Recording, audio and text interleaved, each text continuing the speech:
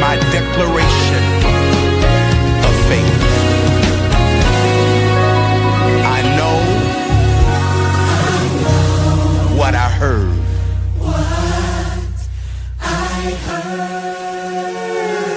And I know what I see.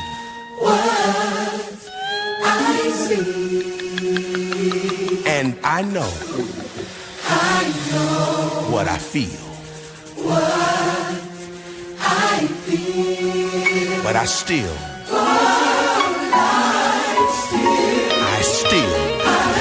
believe God. One more time. I know what I heard. It don't sound good all the time. And I know what I see. It looks real dark. And I know what I feel. Sometimes the pain is real, y'all.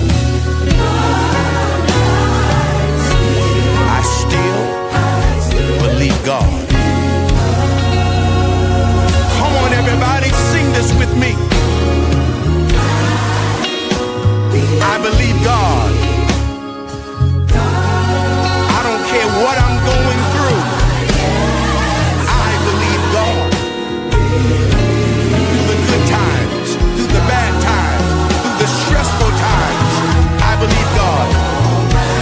No matter I hear, I see, or feel, I still believe God.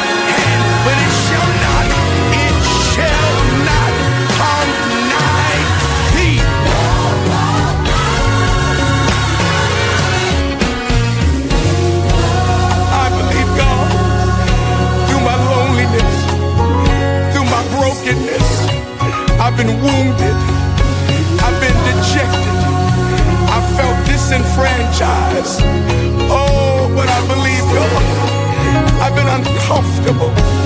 Oh, through all of my idiosyncrasies, through my ups, through my downs, through my proclivities, through my weaknesses, I believe God. Oh, I love you, Lord. Oh, I magnify you, Lord. I believe God. I believe God. I believe God.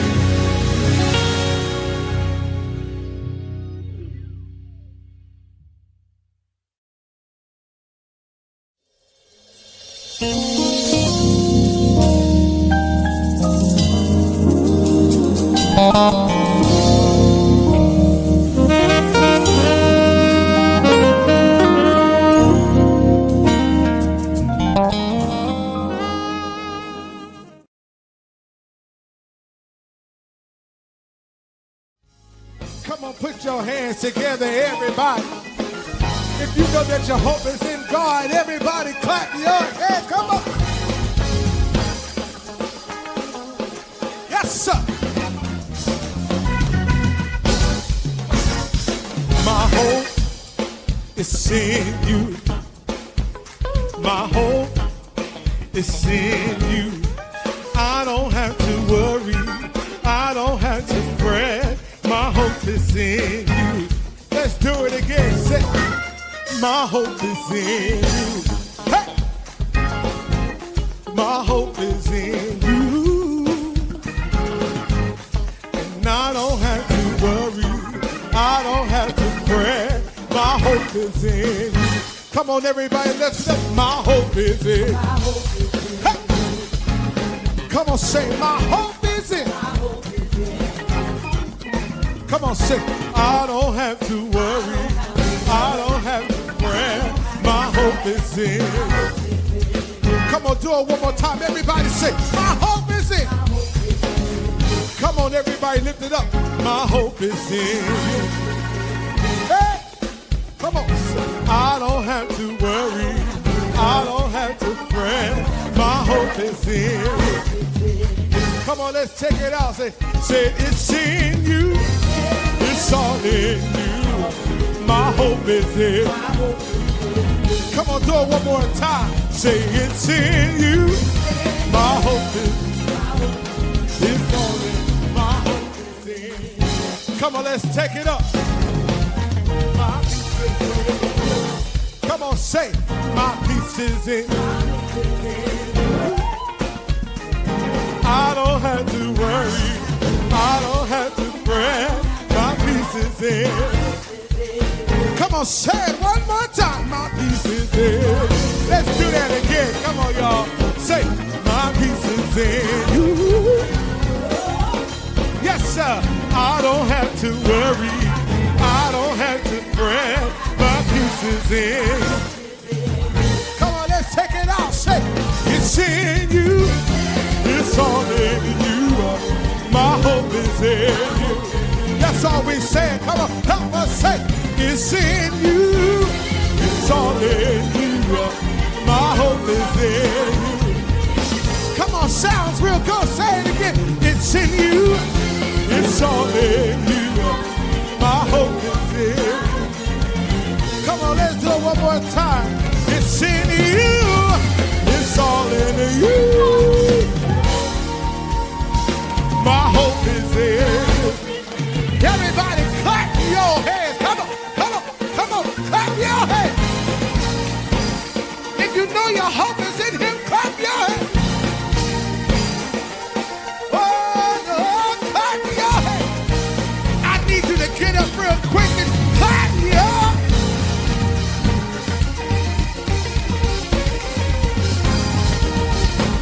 Come on, I'll see you one more time. Everybody clap your hands.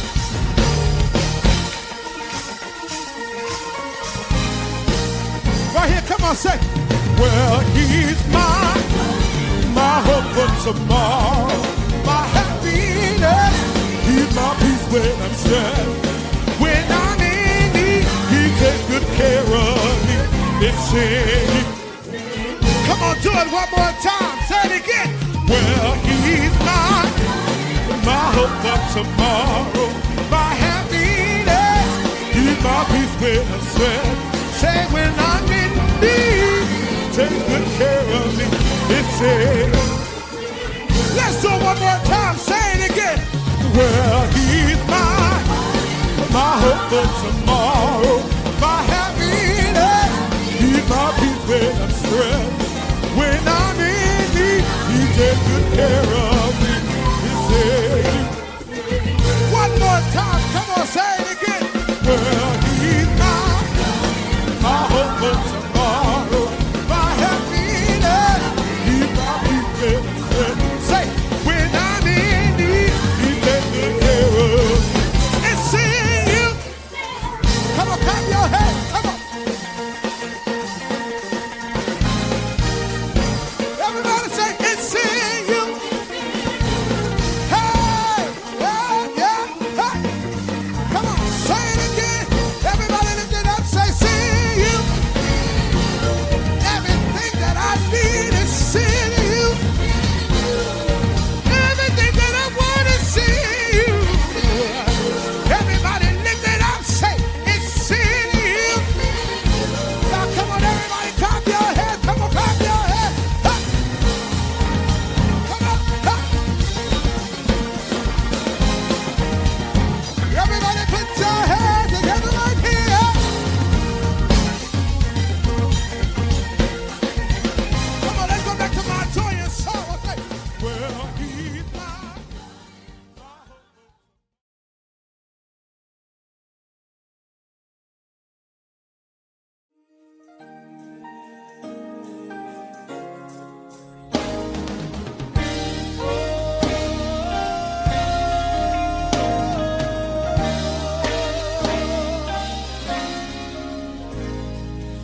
I call you holy, your name is holy, you are so holy to me. I call you holy, your name is holy, holy you are, and holy you be. Oh, I call you holy, say. I call you holy. Your name is holy. You are so holy to me. I call you holy. Your name is holy. Holy you are, and holy you be.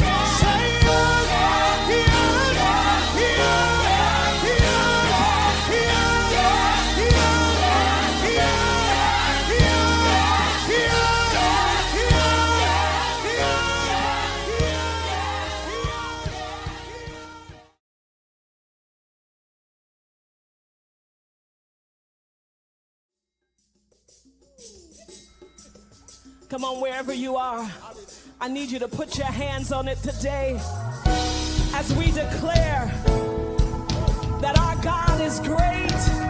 We lift our hands to him.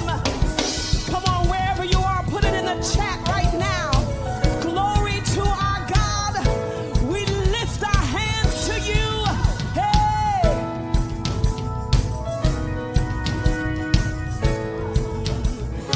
I will sing praises unto my King. I will sing praises unto my King. He is creator of everything. He is creator of everything.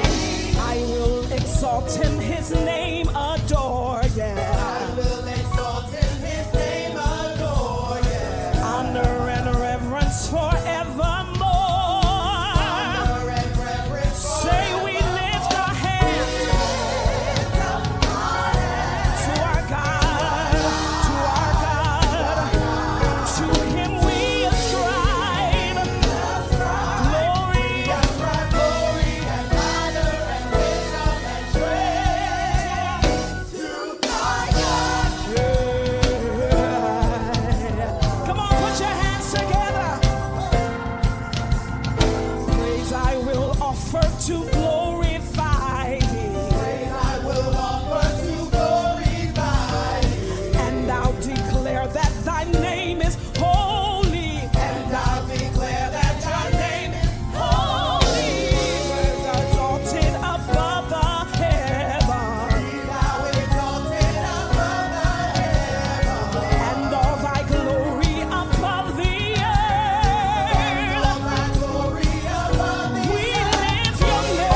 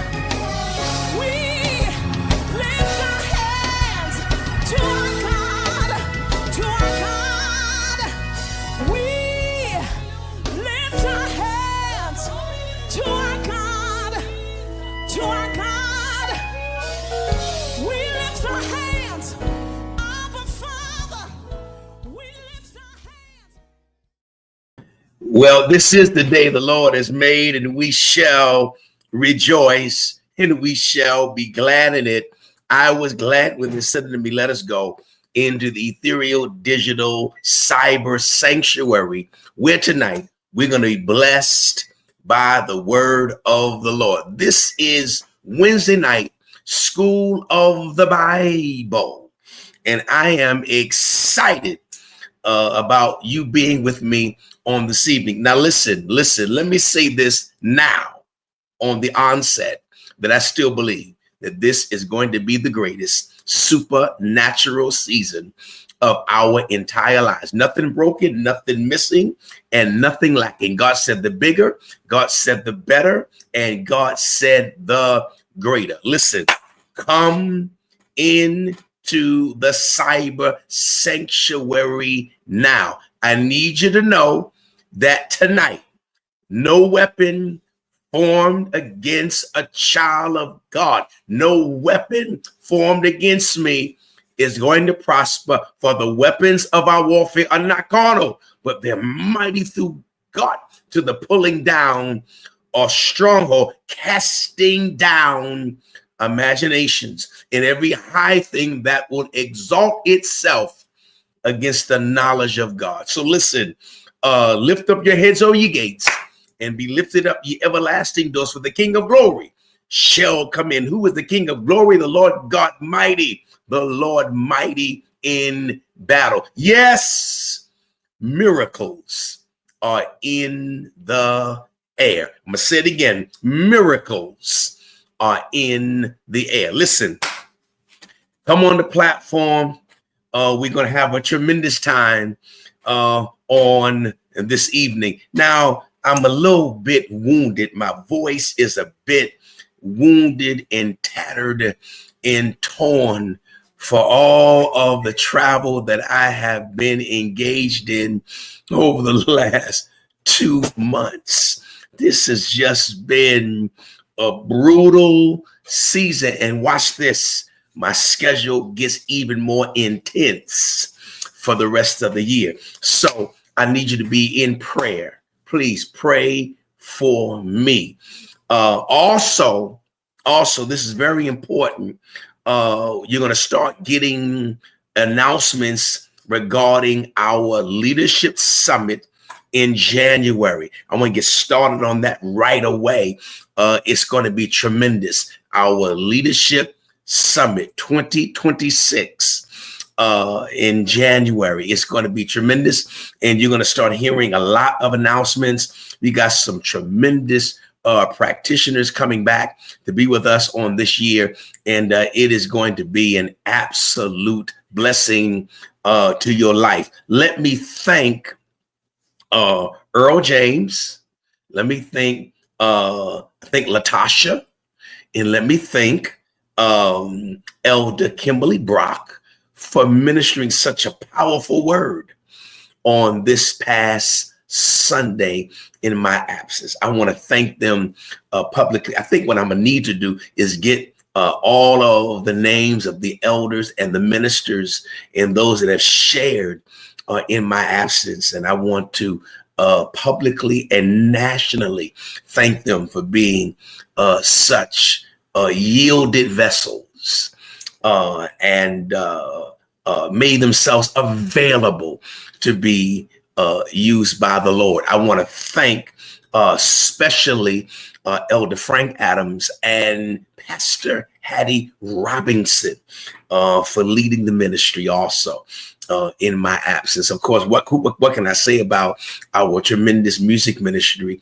led by Minister Tina Marshall, Minister Music, and to our music director, Earl James. What can I say about them? They just do a tremendous job, and I'm grateful and truly appreciative. All right. So listen, let's do this real quickly tonight. I want to get into the rules of engagement. I have a special lesson that I'm teaching tonight. You don't want to miss this. So what I need you to do before I even get into the rules of engagement, can you now use your finger of influence, hit the share button. Come on, stop. Hit the share button, put in the chat shared. All right. I think I see my son, Justin, on. Good. Good to see you, Justin. Put on in the chat. Come on. Shared. I need everyone to do that immediately. Do that immediately. Put shared in the comment section. Just use that finger of evangelism and hit shared. All right. Now, let's do this. Let's do this. Rules of engagement. When you come on the platform tonight, I want to know the city and the state that you're watching the program from. That's the city and the state. You know what? Let me pause and let me also say something really nice about Trinea Walker, who is growing and developing and maturing in ministry. She also did a tremendous job in my absence. Thank you, Trinea. I love you so much. All right. Now, put in the chat, city and the state, city and the state, city and the state. Who's come on the platform, Frankie? Let's do this real quickly. Mother Rachel Stevenson from Clifton, New Jersey. I love you, Mother. I love you so much with all of my heart. Good to see you on the platform tonight. Sammy Work. Good to see you, Sammy. I love you. I love you, Sammy. Good to see you. Thank you. Michael Cologne. Now listen, Mike Cologne is probably equally as tired as I am because he's been traveling with me. Good to see you, Mike. We was in Mississippi. We went in Atlanta. We went in Washington, D.C. And then we were in Raleigh, North Carolina. Then we were in Greensboro, North Carolina. Good to see you, Mike. I love you, man. I love you. And Crystal, tell our Crystal I love her too. She made it up to me, giving me some more of that shea butter. Okay. John LaRoda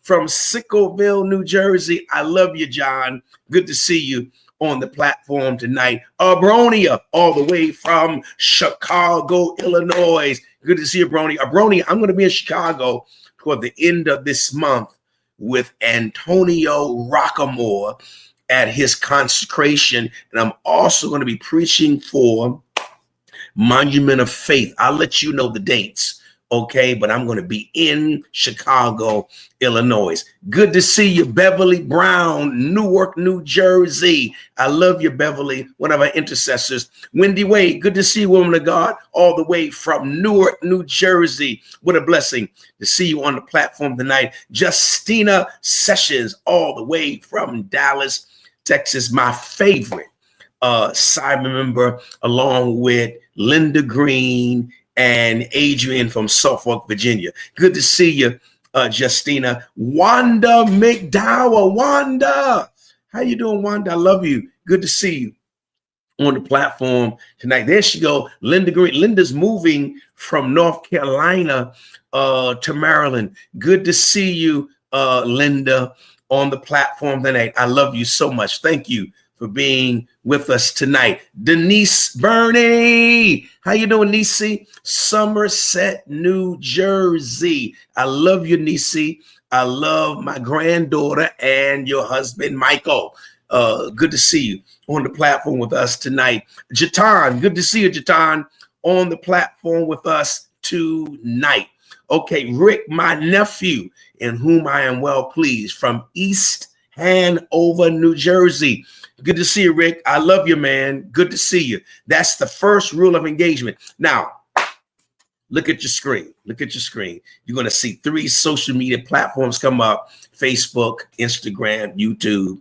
And I would like for you, if you are not a subscriber, please subscribe to the Liston Page YouTube channel. I need you to do that. The Liston Page YouTube channel, Liston Page 2 Ministries. All right. I need you to use the finger of evangelism and get as many people in your ecosystem a part of who you're connected to on these platforms. We need to grow our social media footprint. Okay. So that's Facebook, that's Instagram, and that's YouTube. I appreciate you. Thank you so much. Also, the last rule of engagement,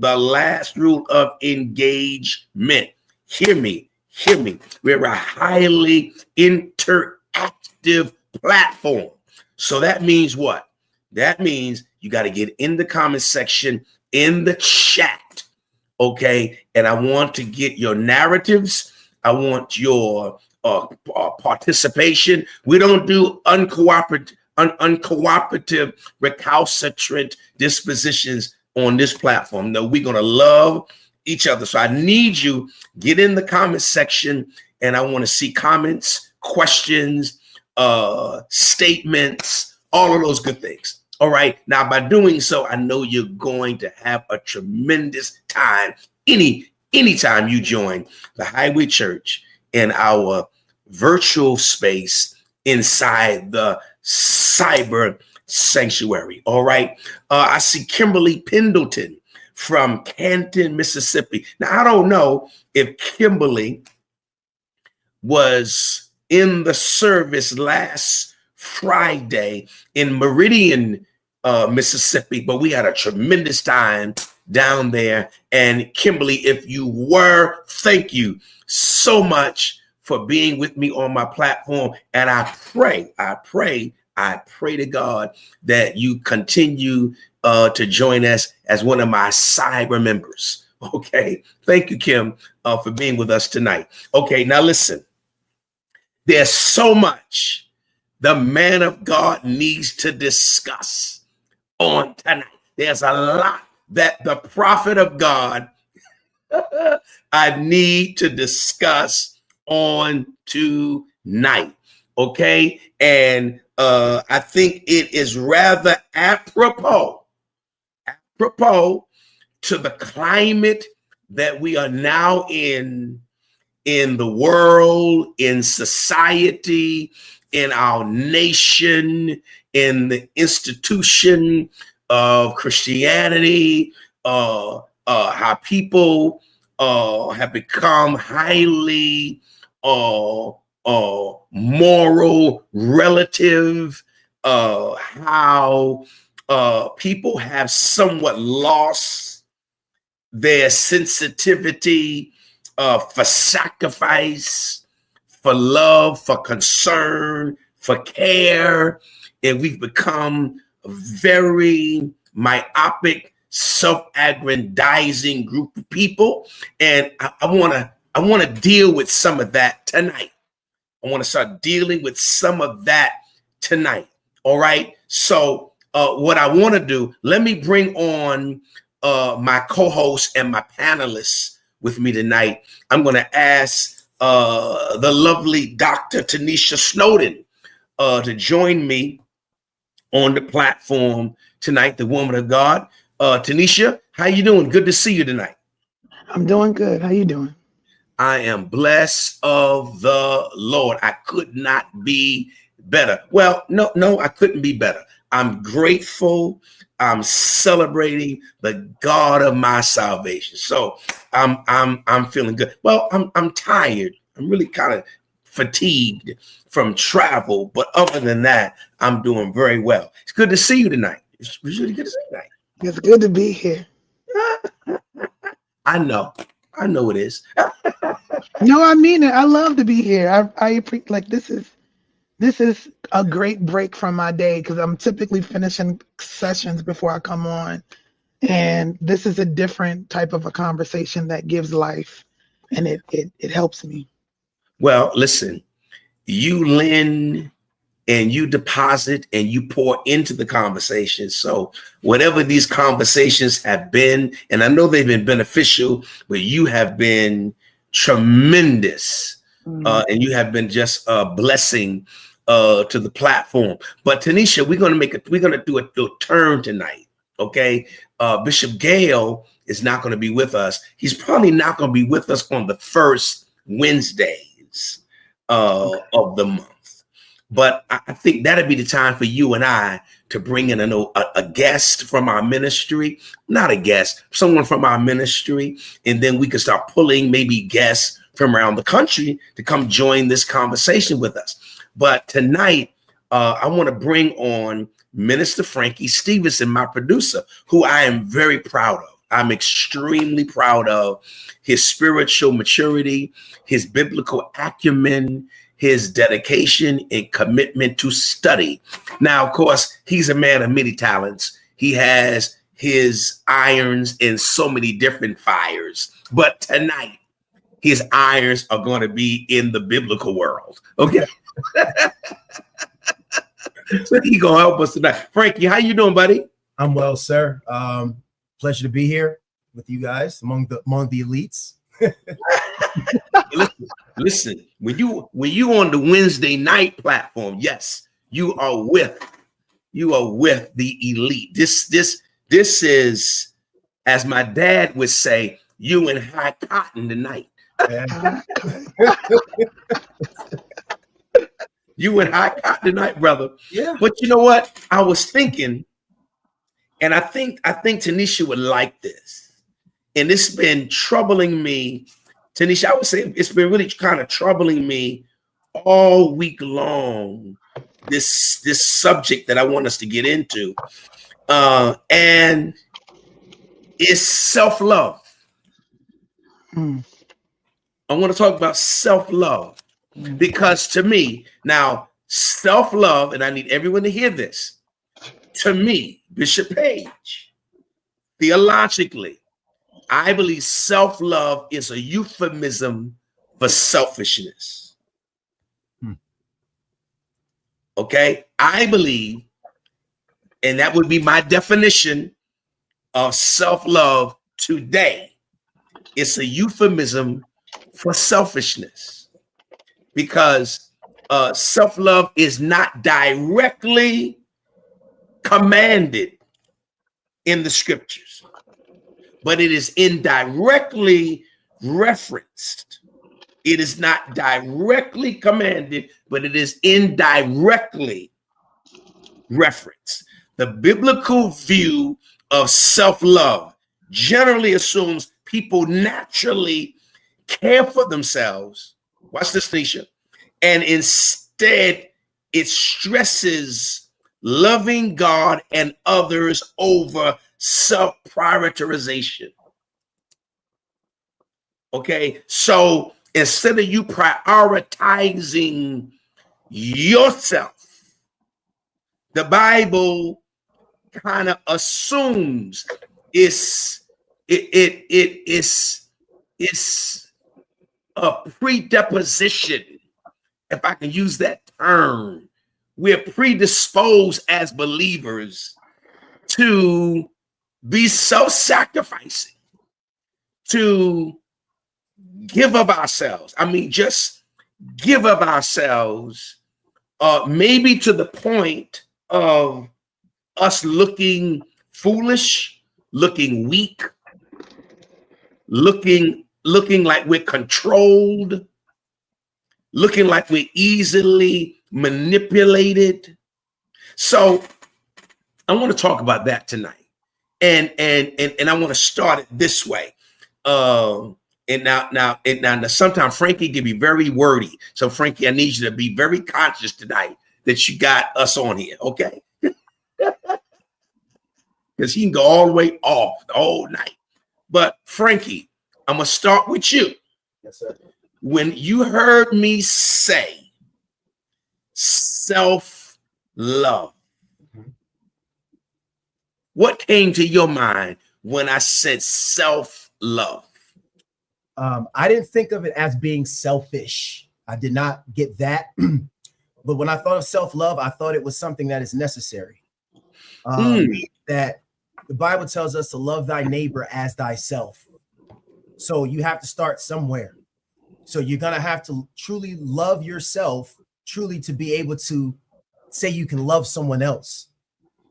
From the angle in which I look at it, I think that self-love is important because it's necessary even when those around you don't encourage you, you need to be able to encourage yourself.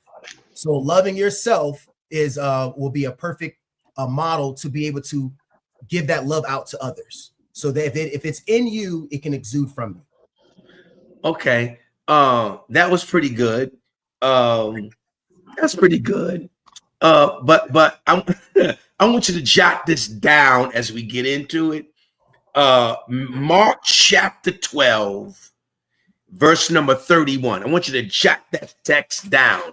Now, Tanisha, in your work as a therapist, as a clinician, how do you promote self-love? Because remember, people are coming to you, and I'm sure struggling with identity, struggling with low self-esteem, struggling with being traumatized, and they're constantly ruminating and living in that space. So in order to help them, I'm sure you have to give them some sense of value.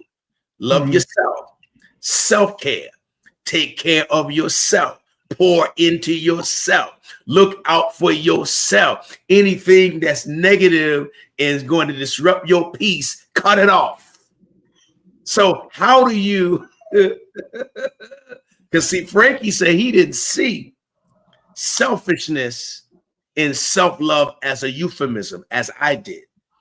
But in the work you do, how do you counsel people or encourage people or instruct people in terms of self-love? Okay, so I want to start by saying when you describe the definition of self-love the way that you did, it brought up something that I struggle with. So I struggle with positive psychology, which would produce like this idea of self-love. Because when we take it for what it looks like in a textbook, What's it it called, does, Tanisha? What's it called? like positive psychology. Okay, I got it.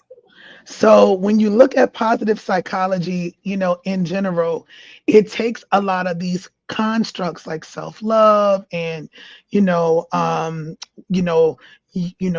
truth and, honoring your truth and all those things.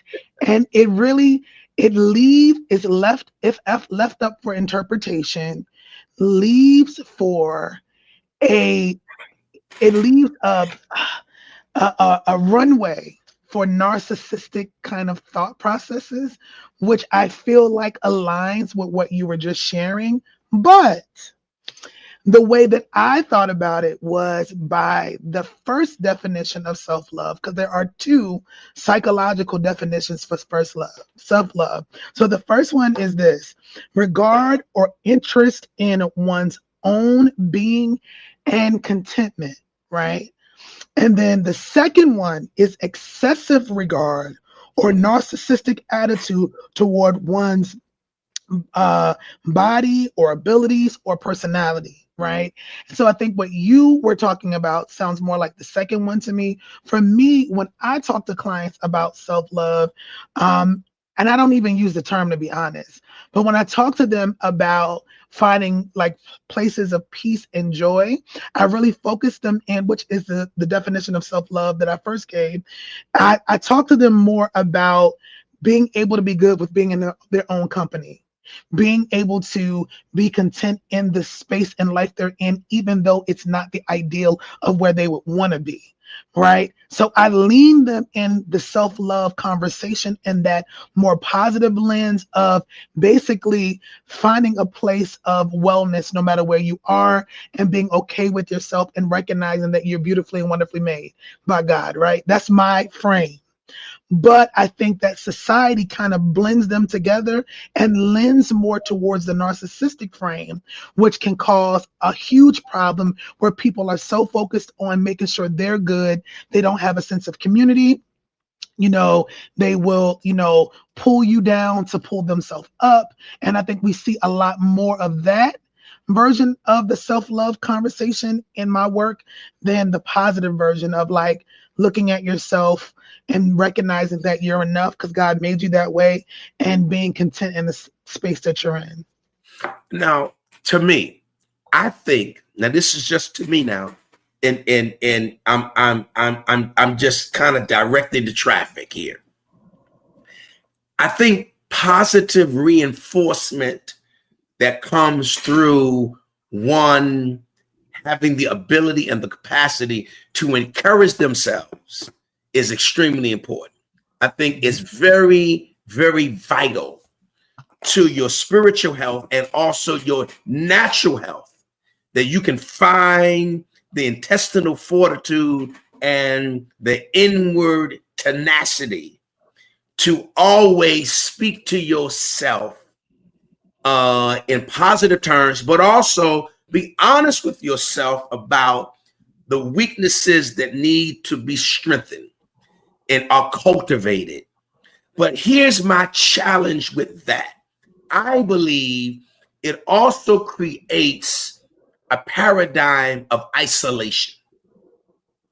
And I think that is something that self-righteous, self-centered, egomaniacal people enjoy, in my theological opinion. I think they like the idea that I am by myself doing this on my own, and I don't need anyone else's attention or assistance or support, which to me goes totally against biblical principles. Everybody needs somebody. Everybody needs someone to affirm them, to release them, to recognize them. Even Jesus needed affirmation. So I think that is a trap of the enemy when people start finding solace in their own voice of affirmation, if I can use that term, confirming, encouraging. I know we must encourage ourselves, but there is something about community. It's something about being tribal. It's something about having an ecosystem of people that you can lean on.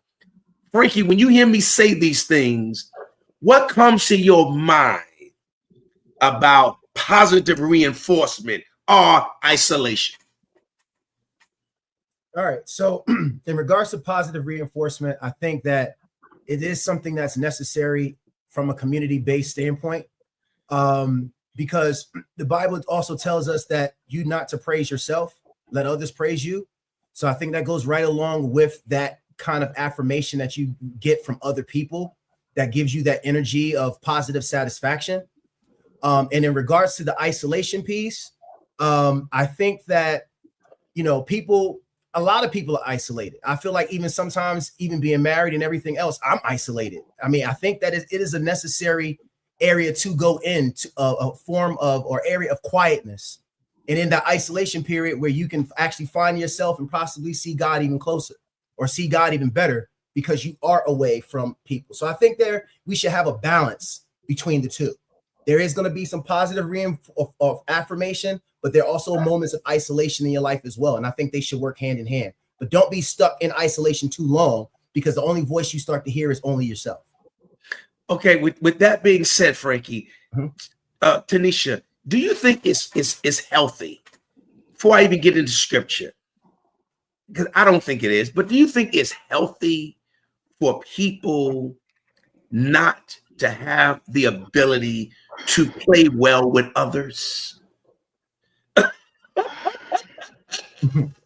Let me qualify. Because I think, and it's now again, this is Liston page. This is Bishop Liston page. I find it antithetical or an antithesis to who we say we are as believers when we don't function well in spaces with other people. I got a problem with that, Frankie. I got a problem with that, Tanisha. Now I'm not saying that you have to be an extrovert. I'm not saying that. I'm not saying that you have to be the belle of the party. I'm not trying to say that. You have to be the center of attention. But I do believe much is to be said about people that don't work well with others. I think a lot is to be said about that. Now, I don't know if we can go into the psychosis tonight, and maybe we should. But Tanisha, what do you say to someone that likes isolation versus community? Or they want community on their own terms, which to me, again, is self-love, and it is a form or it is a euphemism for, in my opinion, selfishness. What do you say? Well, I think that this is a big conversation that we are putting in a smaller frame, and I'm gonna try to stay in the frame as much as possible. I see where you're going, and I agree with the extreme version of this. But if we're talking about church people in particular, and we're talking about church people from a Pentecostal lens. Well, stop right there, because Abronia thinks that I'm picking on her tonight. So I want to stop right there. Abronia, I'm not thinking about you tonight. You hear me? I'm teaching my lesson. Go ahead, Tanisha, I'm sorry. Go ahead. I said, well, if you take it from like a Pentecostal level, and then if you hyper focus it in on apostolics specifically, Oh, Jesus. Oh God. I think that from the frame of reference for what I have seen, if the community you're referencing is church, it's a very difficult one to want to be around given the parameters for which I gave you. It's not always very kind, and church accepts everybody no matter how they act, and we don't always address people when they're wrong. We're taught to love them through it. We don't tell them you need to take time out because you are misbehaving. We just allow it, and I feel like in that regard, I have seen, and honestly, even in my clinical work, people become so drifted to themselves, not so much that they love themselves so much more than anyone else. It's like, I can't trust those folk, so I don't want to be around those folk. I do not think it's healthy to be that way because we work better in community. But I think when I see that clinically, what I am asking is, who hurt you? What is the trauma associated with your isolation? Because most people don't like to be isolated. Truly, they just do that because they can trust their own company and know that they're not going to harm themselves. And if they do, it's not going to be to their full detriment, whereas other people, they don't know what their intentions are. So would you say, I see Bishop Taylor, my best friend Mitchell Taylor's on the platform tonight. Would you say me and Mitch, Bishop Taylor, we love being around each other, but we may not enjoy being around other people as much as we enjoy being around each other? Some of us, I'll talk about me, I'm probably less communal than he is. I'm probably much less communal than he is. And I'm in a space where you have to be communal. You have to have connection. You have to be relational. But I struggle. I don't think I struggle with self-love. I don't think I have struggled even with loving people. But what I do struggle with is people that don't know how to adapt to community. Because I think all of us want to, I'm gonna use a secular term, all of us would like to bet on ourselves. I mean, if it's about you helping with me, my success, or me getting my success on my own, I think a lot of us would like to choose, I'm going to be successful, I'm going to make this happen on my own. And I think there's a place for that. But I think there's also a part that you only get fulfillment with community, being connected, seeing a collective body win opposed to one person winning. I think there's something to be said about team concept. Or if I was talking about the episcopacy, a Cyprianic model where everyone horizontally is connected. We may have our different lanes, but I get to speak into what you do. You get to speak into what I do, and we win together, opposed to winning separately. I don't know, Tanisha, if that is a perfect model, but I do think it is communal. But I go back to what you said, and you and Frankie can address this. I do think how we're raised in our religious framework, construct, it is to be isolated from others. We are not ecumenical. I was not raised to be ecumenical. I was raised to be highly biased, and I would only be in fellowship with those who thought like I thought. But that's the problem.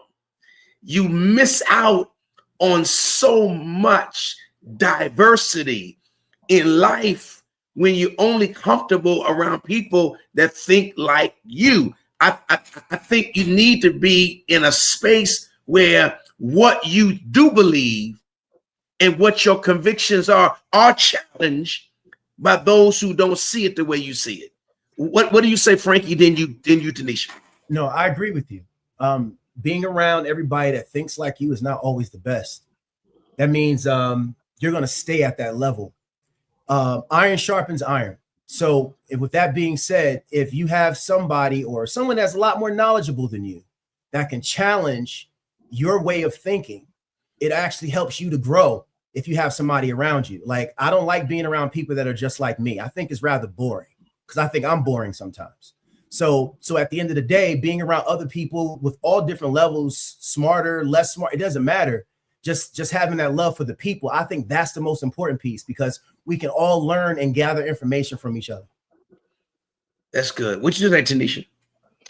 I agree. I definitely think that we grow better when we are in diverse company. I think that I had to learn that in my 9 years of graduate work, because I was around so many different people from so many different countries, so many different like faith backgrounds and practices, and so many different ways of thinking. Like, even in my field, all of us were specialists in different ways. And I found that those of us that were able to work together the best were the ones who, played on each other's strengths, which were different strengths. And we were able to come together and create really powerful, like, permanent products, projects, presentations, papers, things of that nature. But I do think that in the differences that I have noticed that we all need to have in our life, of that diversity, there has to be some common thread, though, of like core values that exist, so that we have like a stability to be able to maintain our connection. Because if all we have that together is this thing we create, then the relationship is only transactional. So for meaningful relationships, I feel like it is important to have core values that are the same. There's a conversation going on right now all over social media about succession and how that should look. And that if I bring someone in as my successor and I give him the baton or give her the baton, and for whatever reason it does not work out, and then I decide to take the baton back, there's a lot being said on the internet about that. And I don't know if what I have built, what I have established, is a form of self-love. I don't know if I can describe it that way. Maybe you and Frankie can help me with it. But if I have invested my life into something, a ministry, into doing clinical work, and now you have a practice,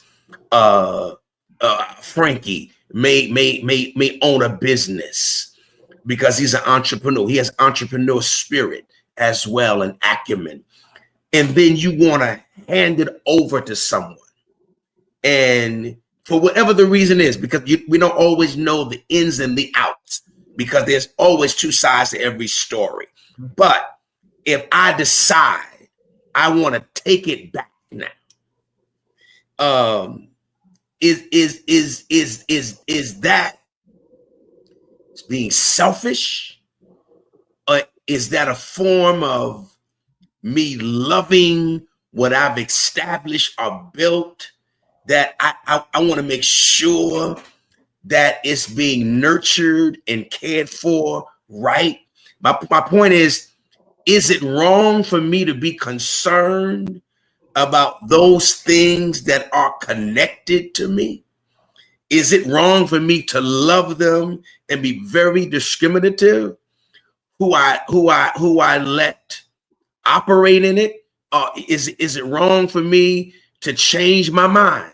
I think that there's several conversations and questions that come to me, and I don't know where we want to start with this, but I'll start with: is it wrong for me to change my mind, giving you something that I love, and I now, you know what? I don't like the way you're handling it. Let me take care of it. Is that wrong for me? I'll start with you, Tanisha, and then you, Frank. I think this is a tough one, and because I definitely think it depends on the context, so I can't make a blanket statement about it. But it definitely makes me think about the scalability of what you've created. That if you cannot release the thing that you have nurtured to let it become whatever it's going to morph into, that it's only going to stay in this one frame, and it will never grow beyond what it is that you've created. And so maybe that's your frame of reference. You're looking at it like, oh, okay, this is all that I want it to be because this is what I'm comfortable with. But growth requires flexibility, right? And when you change hands, you're changing hands to someone who has different views, different vision, different ideology, and they're going to take it in the direction that they see it in. So maybe if before giving something to someone, you have to really do a lot of, number one, prayer, and also determining if the person that you are handing over whatever it is that you have to has similar or the same core values that you do, with a similar vision point that you do. But again, if this is the case, it's only going to grow but so much, because it does not have the strength to be able to become all that it could be, because you only have your vision in mind, and your vision is myopic compared to God's full vision. It's one vision. Can someone add, like, I'll give you an example. What makes research powerful is that each researcher adds a brick to the wall of research on a specific topic. And all the bricks might look a little bit different, but together we have a wall of information that the people that come after us can utilize. If what you created is only going to be how you saw it, there'll only be one brick, and it'll never be a building or an establishment that people can grow from. I like that. I like that. I had another question, but I'm gonna let Frankie chime in here. What do you think, Frankie? Well, what I'm thinking is you really need to have a true succession plan, because you're not releasing it. So in order to have a succession plan, you're actually retiring yourself. You're giving the mantle to someone else to run something that you've put into place. When you go back and you snatch it back, that means in your heart you couldn't really release it. So you just created something that you didn't basically say that you actually had the power to say, I released that. You didn't retire from it. You came back to it because you never really released it in the first place. So even if you had that person in place that you had in mind to do it, you were still tied to it. You really didn't release it to that person. You just did something because it sounded good and it looked good, but that wasn't really your all intention. So when you retire from something, you truly don't want to go back. You don't go back to it. So some people, like fighters, they go in, they fight, they match, they retire, they come back. Sometimes they don't even look like it did when they left. So then they retire again. Then they say, you know what? I'm finally done. I can't do this. I don't have the strength. I don't have this. It's more of them now becoming alert and aware, become more self-aware that you need to let it go because it's no longer there for you. So if you basically chose somebody to do this task and they don't do it accordingly, it's not always going to be based off of the vision that you may have. God can give them something else and they should take them a whole nother direction. But because you didn't get it and you didn't see it the way you think it should be seen, you think that it's not right or it's in order. So I think that it's not neither right nor wrong. It's just more the fact of the matter that your personal self didn't really come up with a good succession plan. I don't know. I think the danger in anything is being so resolute in an ever evolving or morphing environment. If I can use that term, Tanisha, I think it's very difficult to be resolute when seasons are going to come and that season is going to bring about a change. I think it's very difficult. Give an example of that. And in fact, let's give an example of this. Let's go to Numbers. Frankie, go to Numbers chapter number. I wasn't even gonna go down this road, but I think this is pretty apropos. Go to Numbers chapter 12. Numbers chapter 12. I think this may kind of help us some. The superscription over Numbers chapter 12 is Aaron and Miriam jealous of Moses. Aaron and Miriam jealous of Moses. Can you read that for me, Frankie? Sure. Verse 1? Yes, chapter 12. Read verse 1. Read down. Maybe just read down to verse 1. Okay.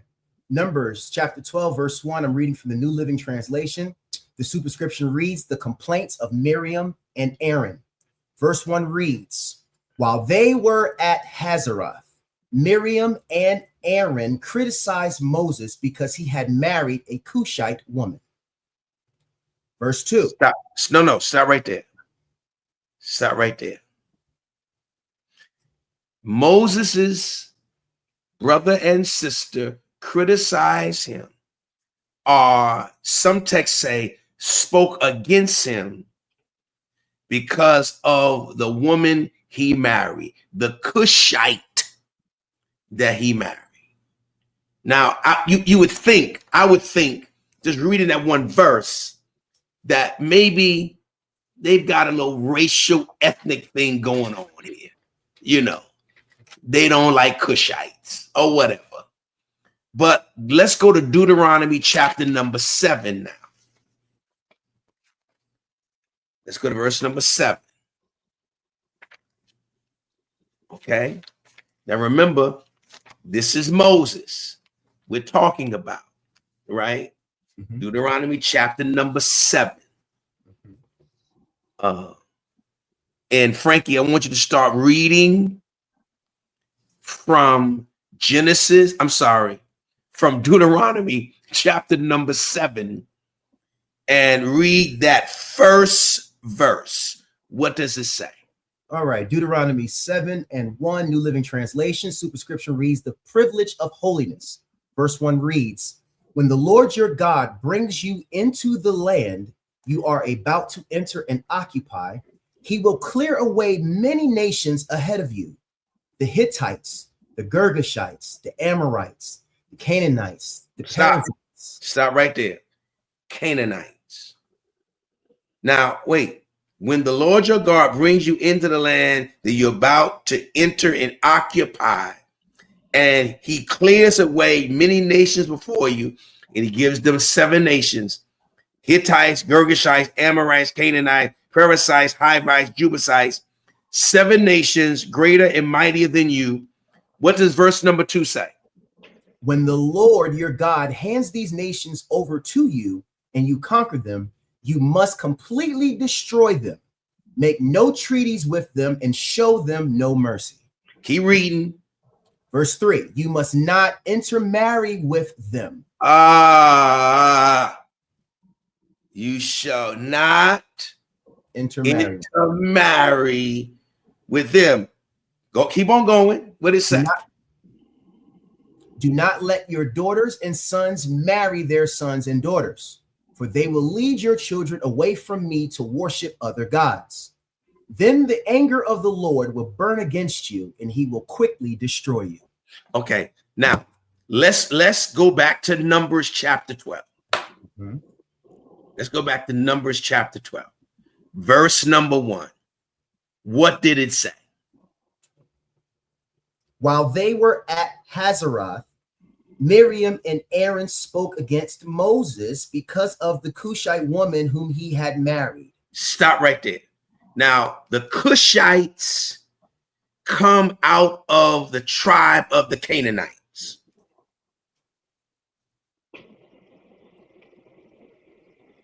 But in Deuteronomy chapter number 7, Don't supposed to intermarry. what did Moses say? When you go to the promised land and you enter the promised land, do not marry anyone in that land, and the Canaanites being one of those tribes, right?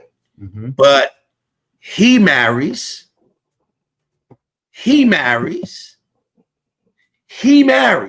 Cushite. Who does he marry? A Cushite. And his brother and sister complain. They speak out against him for the woman that he married. Now, I'm just throwing it out there. Just throwing it out there. Why would they not be uncomfortable with that decision and that choice? Because he's the leader. But didn't he tell them not to do something that he did? Hypocritical.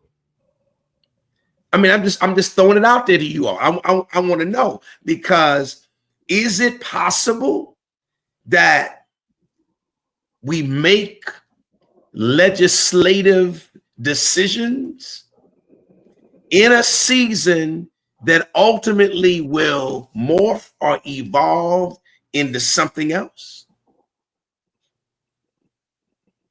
And I'm really throwing this one, Frankie, at Tanisha now, because of the clinical work that she does. People that she talked to, they change. I mean, they're supposed to change. I mean, I'm spending time with you, pouring into you, because I'm trying to move you from one place to the next.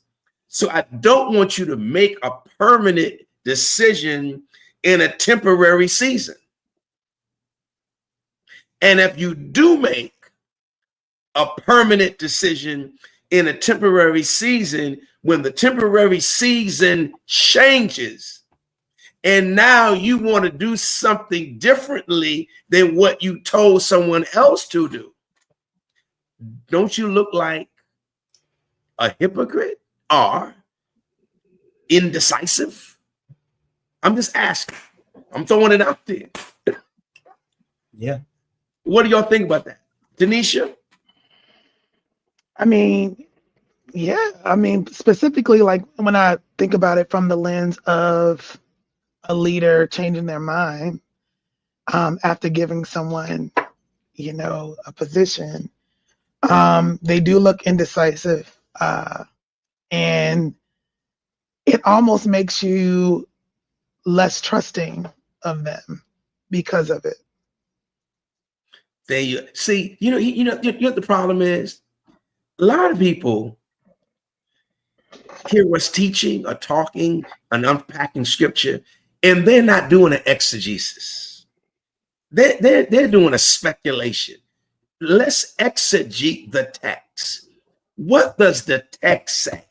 The text says they spoke against him for the Ethiopian woman or the Cushite woman that he marries, right?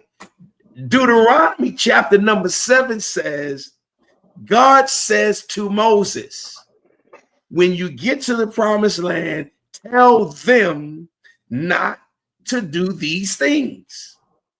Don't marry this one. Don't do this one. Don't give your son. And this has nothing to do with race. It all has to do with religion. They will turn your children's hearts from loving God, and they will start loving strange gods. I mean, it's right there in black and white, period. The question again is, do you think, Frankie, do you think, Tanisha, that we all have made some decisions? And we had to change the decisions that we made. And it made us look like we were inconsistent with our judgment. That's what I'm talking. Okay, sir. Let's talk right there then. Let's talk right there. What happens when, Tanisha, you tell someone, you made a bad decision. It may have been a good decision then, but that decision ain't gonna work now because your appetite may change. You can't legislate. We can't eat oxtails. You don't like oxtails. Maybe you didn't have the right person prepare the oxtails. Then you're gonna have Tanisha prepare the oxtails, and you're gonna taste them and say, these oxtails are, you know what? I'm gonna eat these oxtails. My point is, do we make decisions in seasons that will ultimately change? You, Frankie, and then you, Tanisha. Yeah, I really do feel that does happen. You can say one thing, this is what you're going to do, you're enthusiastic about it and excited, but then you see something and it causes you to change your mind. So now you go from saying, this is what I'm going to do, to this is what I'm not going to do because of what you see. So, and it fluctuates based off of the scenario, individual. So whatever it may be. So I really do feel, even in leadership, sometimes leaders make decisions and redact them. You know what? I thought this was going to be a good idea. I thought that you were the right one. Nah, I changed my mind. And guess what? Every leader has a right to do it. That's my personal opinion. That's the way I feel. If you ahead of something and you see something that doesn't go along with your game plan or however you want it to work, why? Because if you as the leader have the vision, you can see the bigger picture, you know where you want to go. I think that this is going to work. And then all of a sudden, something, it give you something. And all of a sudden you're like, you know what? I don't think this is the best person. This is the best thing, or this is the best way to handle this situation. So I spoke prematurely.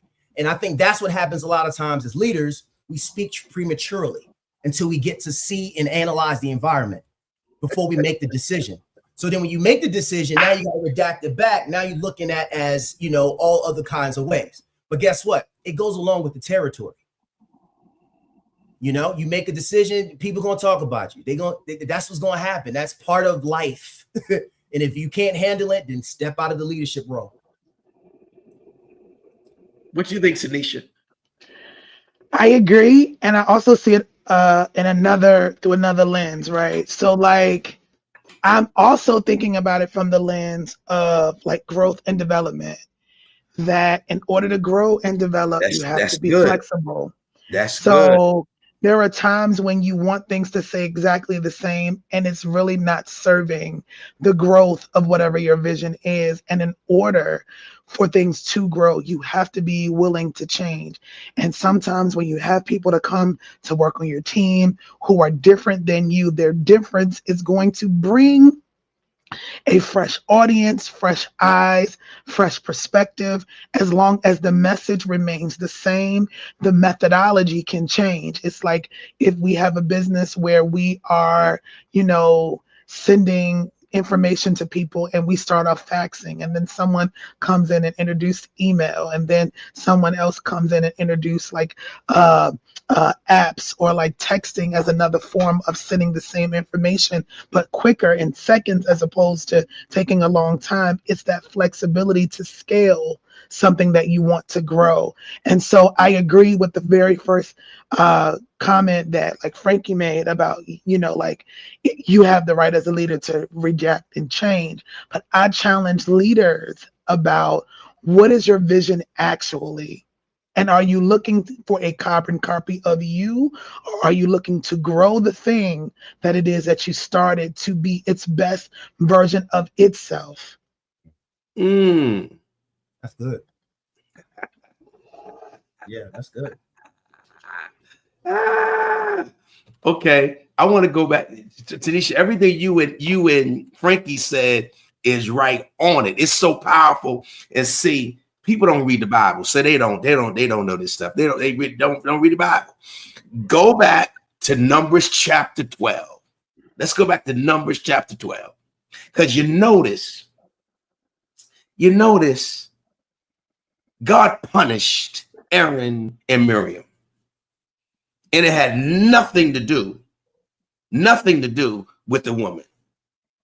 It had to do with how they handled Moses. They wasn't wrong for their concern. It wasn't wrong for that. The text said they spoke against. That's the problem. They ran their mouth against him. It's one thing to go question a leader and ask them why. It's another thing to speak against the leader. Look, read it. Let's read it. Let's read it. Frankie, start reading at verse 1 again. Read at verse 1 again. All right, New Living Translation, verse 1. While they were at Hazareth, Miriam and Aaron criticized Moses because he had married a Cushite woman. Go ahead. They said, "Has the Lord spoken only through Moses?" Right there. Now see, right there. That's the problem right there.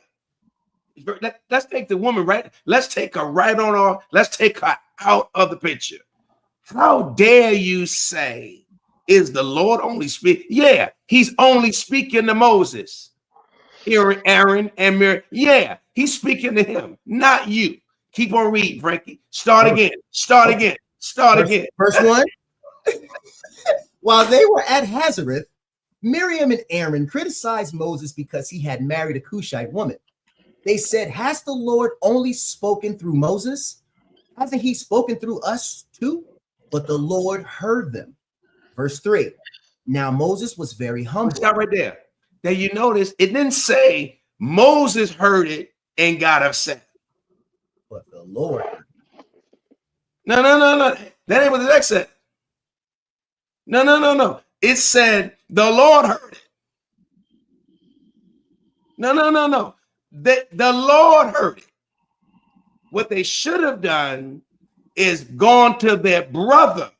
They should have went to their brother and said, "Moses, I'm your sister. I'm your brother. We don't understand why you did this." That ain't what the text says. It says not only did they speak against him, but then them two clowns said, "Is he the only one God talked to? He talked to us too." No, he does not. Shut up. He does not talk to you. Keep on reading, Frankie. Verse 3. Now Moses was very humble, more humble than any other person on earth. Verse 4. So immediately the Lord called to Moses, Aaron, and Miriam and said, "Go out to the tabernacle, all three of you." So the three of them went to the tabernacle. Verse 5. Then the Lord descended in a pillar of cloud and stood at the entrance of the tabernacle.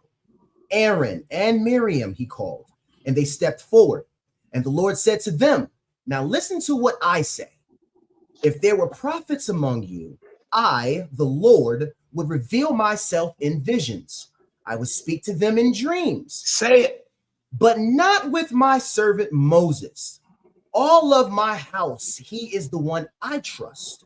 I speak to him face to face, clearly and not in riddles. He sees the Lord as he is. So why were you not afraid to criticize my servant Moses?" Stop right there. Why were you not? And see, this gets a lot of people in trouble. This principle right here gets a lot of people in trouble. It's not that leaders don't make wrong decisions. I make wrong decisions. I made bad decisions. That ain't the case. It don't minimize me as a leader because I made a bad decision. Mm-hmm. In fact, God is going to be the one that ultimately corrects and judge the decisions that I made that affect his people. Oh, God, no, y'all don't bother him. Don't bother Bishop. Don't bother Peg. Don't bother Liston. I got him. I can do more with him than y'all can, because he's leading my people. They ain't his. These are my people that I have entrusted with him. So this is what we're gonna do. This is what we're gonna do. This is what we're gonna do. This is what we're gonna do. You ain't gonna say nothing about him, though. You keep your opinions to yourself. Let me handle him. Now go back and read that verse again. Maybe the verse above that, and keep on reading. Read. Okay, so start at verse 7. Yep. But not with my servant Moses. Okay. Of all my house, he is the one I trust. I speak to him face to face, clearly and not in riddles. He sees the Lord as he is. So why were you not afraid to criticize my servant Moses? The Lord was very angry with them, and he departed. As the cloud moved from the tabernacle, there stood Miriam, her skin as white as snow from leprosy. When Aaron saw what had happened to her, he cried out to Moses, "Oh, my master, please don't punish us for this sin we have so foolishly committed. Don't let her be like the stillborn baby, already decayed at birth." So Moses cried out to the Lord, "Oh God, I beg of you, please heal her." Stop right there. Isn't it amazing? The same person that they criticized, Same when they wash her back, is the one that has to stand as an intercessor for them. The same one they spoke out against is the same one that had to stand in the gap as the mediator for them, because it was God that pronounced judgment on them, not Moses. Moses was humble. Moses was meek. In fact, Moses did not even know what they said. It was God that heard it, and it was God that called them to the carpet. Moses never said, "God, we need to have a meeting. My brother and sisters cutting up." That ain't what the text says. The text says the Lord heard it. And the Lord said, "The three of y'all come on out. Let me talk to you." And it's amazing how God protected and defended his leader, even if that leader had made a bad decision. Still the leader. Now, I was making a point with all of that, but here's my question. Again, here's my question. If you have something that you love and you give it to somebody prematurely, or you give it to them because you feel like God told you to give it to them, and then you change your mind, for whatever the reasons, it doesn't work out. Can we say, Tanisha and Frankie, just throwing it out here, because I'm not saying this is the case. I'm again speculating, but I'm using us as examples. Can we say that we loved what I gave them so much that I didn't see them handling it the way I would handle it, so I took it back? Is that a perverted or a twisted self-love? Is that selfish, or is that protecting your legacy or your future? How would you see it? I think it could be, I could think it could be all of the things in different, variations. It just depends on the person. I definitely think that it could be someone who's if not protecting their legacy, protecting the work because of its value and who that work has supported or helped. And they wanted to continue in that same vein to do the good that it was intended to do. There are other instances though, and I like to be on the other side of the fence sometimes with individuals who they might love it like because it's what gives them value in their life. They've done it so much and they put so much blood, sweat, and tears in it. It's become a part of their identity. And could it be warped? That they take it back because they're not ready to let go of their identity. It could be. That's a real thing. I see it a lot of times. Also, there are instances where like people would not want to give the thing up because they feel like they're ready to retire. Maybe they've gotten, counsel that they should, and they feel like there's more work left in them to do. And so they gave it to someone to take it over and realize that they don't feel like they have done everything that they needed to do.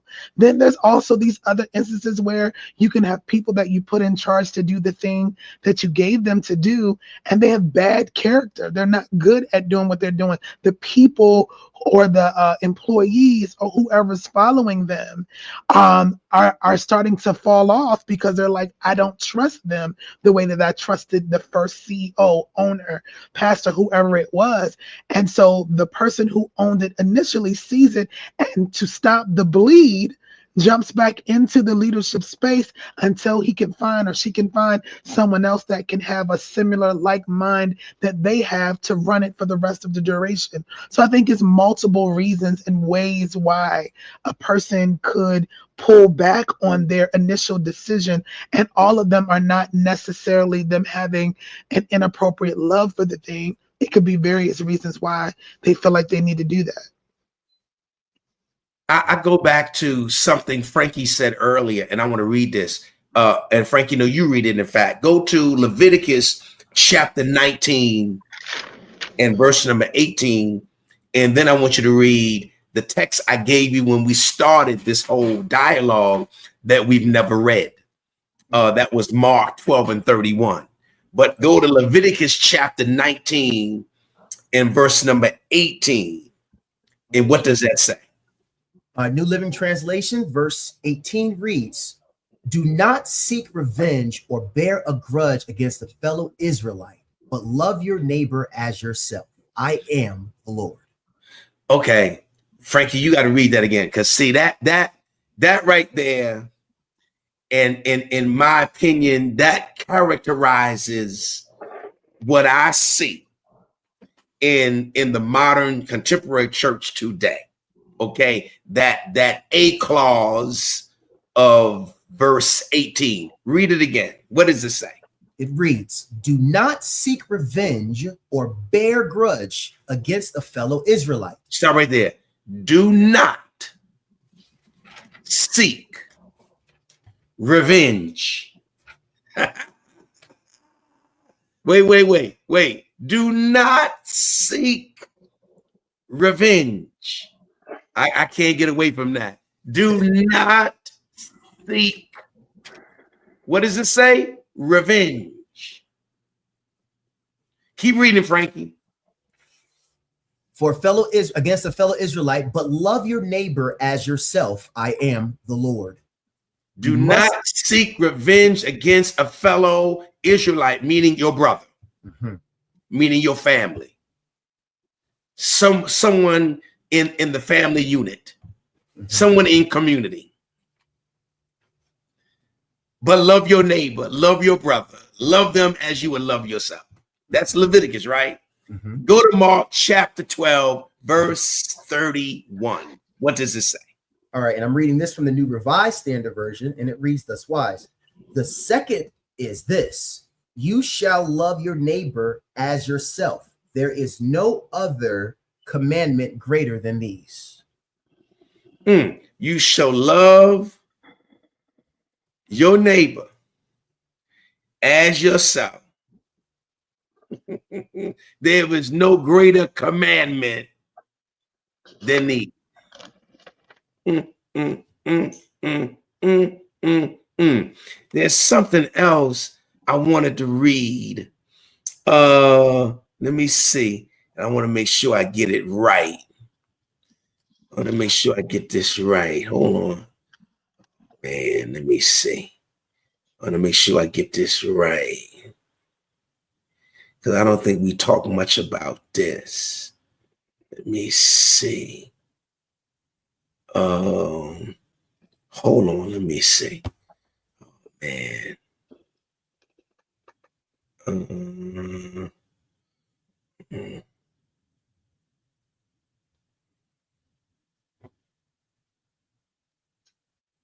Okay. Go to Galatians chapter 5. Go to Galatians chapter 5. Go to Galatians chapter number 5. And go to verse number, I knew I was in it. Go to verse number 13, Frankie. Go to verse number 13. Now, of course, the superscription over these collection of verses is love fulfills the law. Okay, but I want you to read, start at verse number 13 of Galatians chapter 5. All right, Galatians chapter 5, verse 13, going back to New Living Translation, and it reads thus wise: for you have been called to live in freedom, my brothers and sisters. But don't use your freedom to satisfy your sinful nature. Instead, use your freedom to serve one another. Stop right there. Serve one another.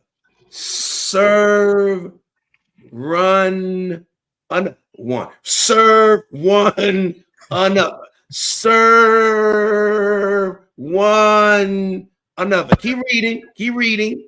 Verse 14, for the whole law can be summed up into this one command: love your neighbor as yourself. But no.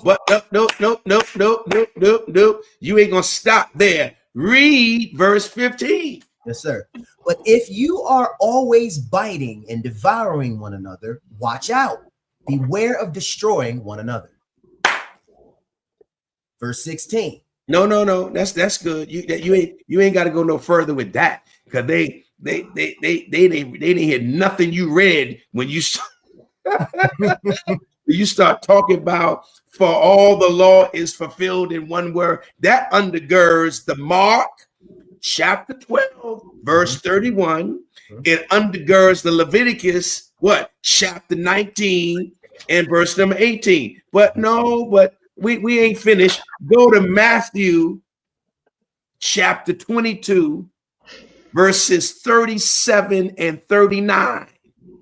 And I want us to read these verses. Man, that Galatian text, Tanisha, is a powerful text. But if you bite and devour one another, watch out. You will be consumed by each other. I like that. That's a powerful verse. Biting, devouring, eating, hurting, harming each other. You're going to be consumed by one another.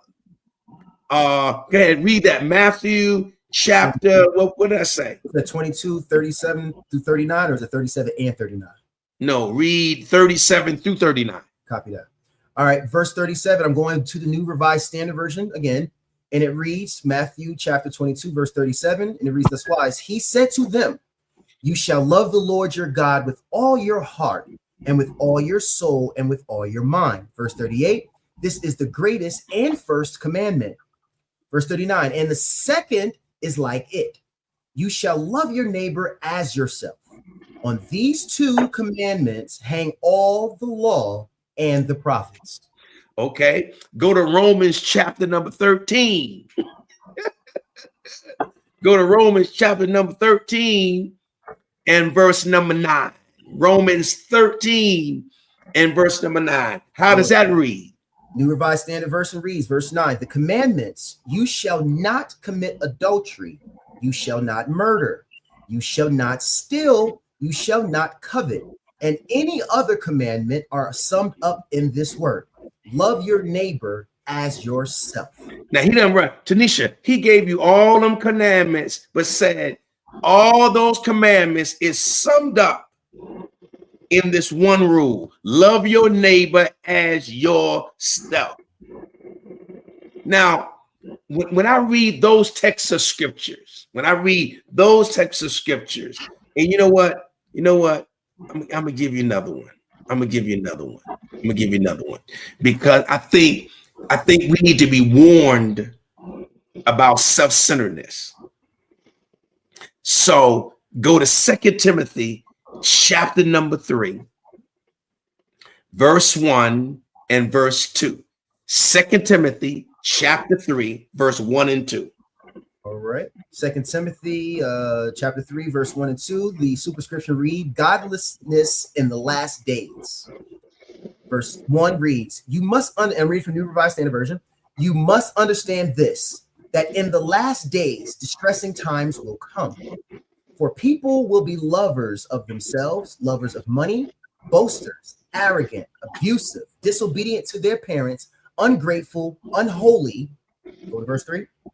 No, you ain't got to go no further than that. I mean, the list goes on and on. Now, if you want to read some more, you can read some more if you want to. If you want to, you can. But I want to skip from there and go to Proverbs chapter 27 in verse number 2. All right. Go there. 27 and 2 reads the in the last days, people will be what? Lovers of themselves. Self-love. That was the second definition that Tanisha so eloquently gave us. In fact, Tanisha, can you give me that definition again for self-love? Not the first one, but there's a healthy self-love, and then there's an unhealthy self-love. What is the definition for the unhealthy self-love? Excessive self-regard or narcissistic attitude towards one's body, ability, or personality. Proud, abusive, self-aggrandizing, selfish. Go to Proverbs 27 and 2. 27 and 2, New Revised Standard Version reads, let another praise you and not your own mouth. Stop right there. Let another praise you. So that means this, that simply means let me talk about how wonderful Tanisha and Frankie is. Let me tell everybody how wonderful you are. Oh, Tanisha is wonderful. Oh, what God has for her is going to blow everybody's mind. Oh, Lord, God's going to open up some door. Oh, she's so gifted. She's so wonderful. Oh, Frankie, he's like my son. Like Tanisha's my daughter. He's like my son. Oh, he's so creative. He's so gifted. He's so intelligent. He's so, oh my God, faithful and committed. Let another man's lips praise you, not your own. Read that one more time, Frankie. Read it again. All right. Let another praise you and not your own mouth. Wait. Now finish it. It's another thing at the end. What's the next part? It says a stranger and not your own lips. A stranger. You know what? It'd be better for a stranger to talk about how hospitable and accommodating and congenial you are than your own lips. And I believe, personally, I believe that's the challenge today. I think that's the challenge. I think isolation, self-love, selfishness. Now, I must say this, and I want Tanisha to chime in on this. Tanisha, can you chime in on a healthy self-love versus an unhealthy self-love? Because you read both, but I want you to go back. Read what is a healthy dose of self-love. So healthy self-love is regard for oneself and their interest and their own being or contentment. Now, as a believer, that is what is assumed we are to feel and to think and to embrace. Because if I'm healthy, I can spread that health on to you. But if I'm unhealthy, you're going to be unhealthy. I think that to me is paramount in this whole self-love piece. Frankie, do me a favor. Go to First John chapter 4 and go down to verse number 19 for me. First John 4 and verse number 19. New Revised Standard Version reads like this: we love because he loved us. Oh my God. We love because he loves us. So the question is, if you don't love, you can't have the love of God on the inside of you. If you don't love, God is love. Because you're made in the image of God. I mean, I think that's something else we need to look at as well. Do that. Go to Genesis chapter number 1 for me. Because I think this is self-love too, in my humble opinion, theologically. Genesis 1 and 27. What does that say? All right, and it reads thus wise, New Revised Standard Version. So God created humankind in his image. God created us in his image. And he's not talking about outward pulchritude. No, he's talking about love, how we treat people, how we handle people. We're made in the image of God. We're supposed to be graceful. We're supposed to be full of empathy, compassion. What does Psalms 139 verses 13 and 14 say? And it reads thus wise. Very familiar text of scripture. What does it say? For it was you who formed my inward parts. You knit me together in my mother's womb. I praise you, for I am fearfully and wonderfully made.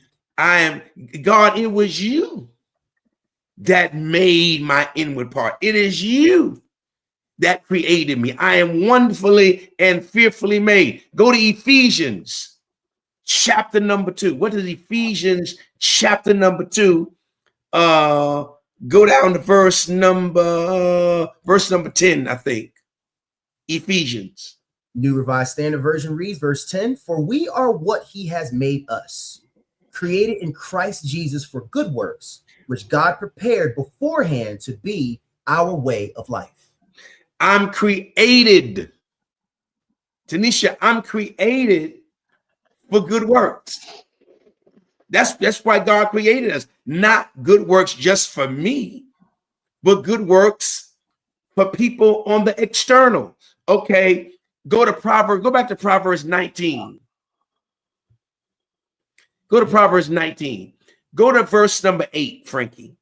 All right. New Revised Standard Version again. Verse 8 reads, to get wisdom is to love oneself. To keep understanding is to prosper. To get wisdom is to love oneself, because if I'm loving myself in a healthy way, I'm loving the image that God created. So that's the part. That's the powerful point right there. Loving myself in a healthy way just simply means I'm loving the image that God created, because I am a reflection of God. Prove my point. I'm proving my point. Go to 1 Corinthians chapter number 6. 1 Corinthians 6. Go to verse 19 and 20. What does it say? New Revised Standard Version reads verse 19. Or do you not know that your body is the temple of the Holy Spirit within you, which you have from God, and that you are not your own? Verse 20. For you were bought with a price. Therefore glorify God in your body. This does not belong to me. It belongs to God. How I care for this temple, this body that the Holy Spirit dwells in, speaks volumes about what I feel about God. It speaks volumes about what I feel about myself. I gotta honor God with my body. I honor God with my body. I don't put everything inside my temple. I don't do everything to my temple, my body. Why? The Holy Spirit lives on the inside of it. I don't think we talk enough. We talk enough about that. I don't think we really talk enough about the self-love in a positive way. I think we're always talking about it in a negative way. So, Tanisha, I present this to you now.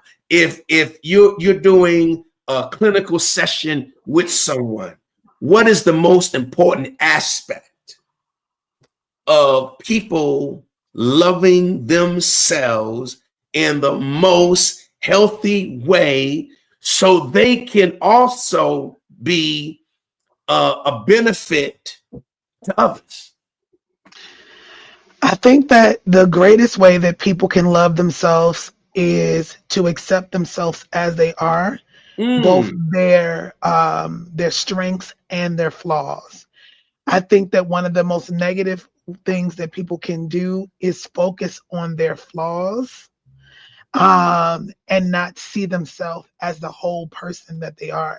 I remember years ago, and I use this terminology sometimes in therapy, that you talked about how Bishop Senior talked to you when you were first starting to pastor about how you had a trees view as opposed to a forest view. And I think that when I talk to my clients, I use that terminology as it relates to themselves. They Yeah. kind of judge themselves in sound bites, based on this moment, this mistake, this one good thing that I do, this one bad thing that I do, and they don't see themselves as their total self and what they present to the world.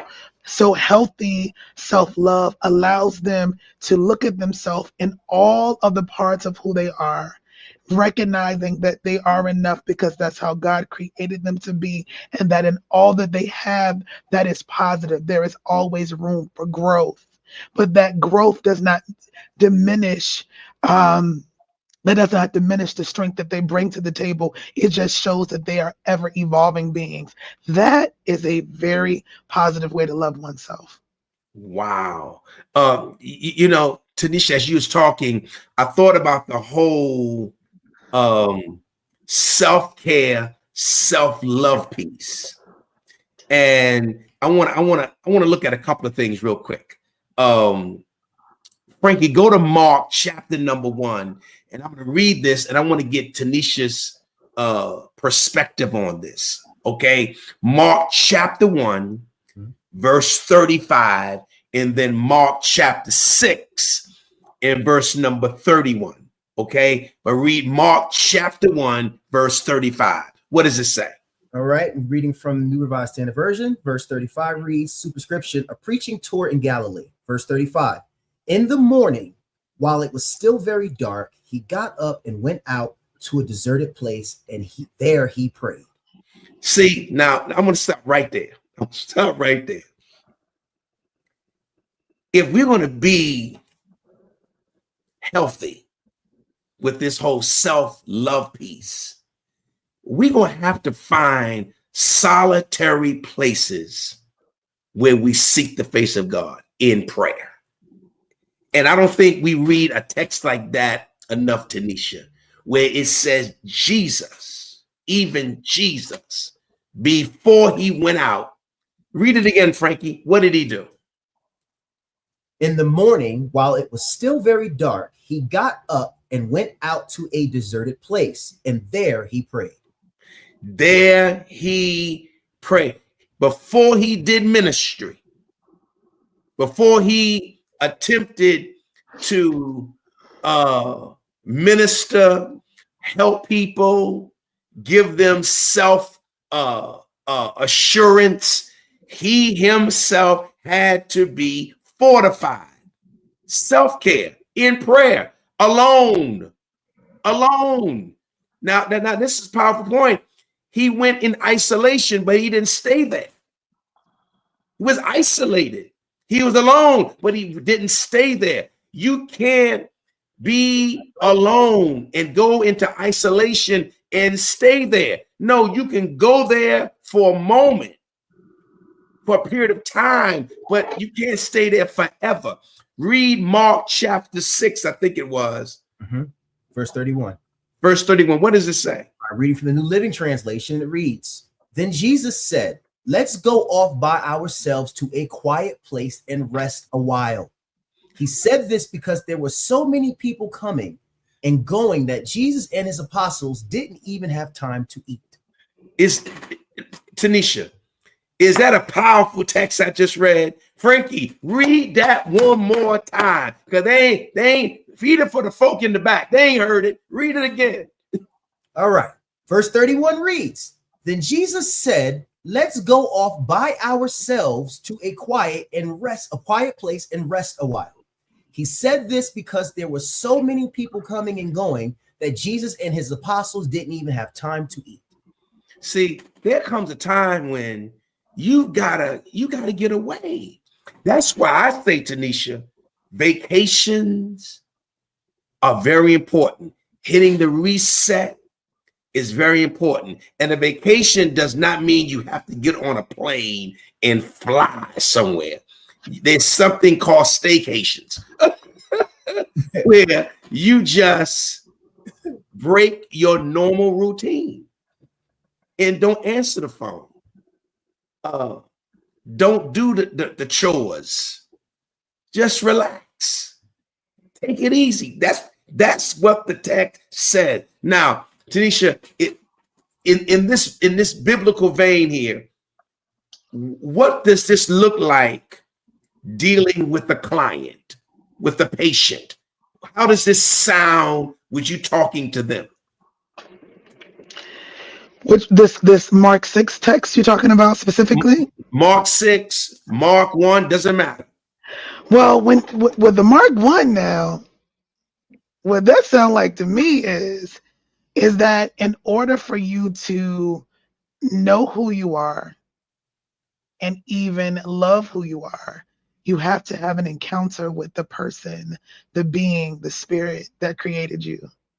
There's no way to love yourself, know yourself if you spend no time. So he's going away to pray, but you're reconnecting with your source. And that's really where true self-love begins. And it took me back in my mind to the journey that God has taken me through over time, and what has made me really shift into being less concerned about people's opinion of me or what I do or what they agree with, is because I had an encounter with the Lord where he showed me who he was. And after showing me who he was, he showed me who I was. So I stopped asking the question to people, what do you think about this? I'm more concerned about what he's thinking, because I now am tapped into recognizing how valuable he is in my life, in that he is my life. There is no life without him. So that's the very first thought that I had in general. Taking it to the Mark 6 text, this is what I typically talk about, though, with clients. This part about going away for a while to refresh yourself, to re-enter the world. Because the truth is, we are built to be in community. What I found is that coming right after the pandemic, I'm working. And I'm working with people who did not fare well all the way till now, because they were so isolated from community. So the idea that we can be on our own has been tested and tried all around the world. And that the largest research project that has ever been done, people did not do well on their own. So it gives us this indication that yes, there are moments when we need to pull away, to refresh, to restore, to recalibrate. But then where do we belong? In community. Tanisha, that's so powerful. Frankie, I want you to chime in on that. But let me say this first. I have found I enjoyed going to seminary and all of the work I've done matriculating when my professors would give me group projects to work with people, because that was a big thing at Union and at Drew, that they would put you in groups and they would make you solve problems together, do presentations, PowerPoint presentations together. And in the group, you had a certain section you had to present to for the group, and another person had a certain section they had to present for the group. I think that connection, that community, but I think it's only how can I say it? It's only of a benefit when you do have a healthy self-love. You can't love somebody when you don't love yourself.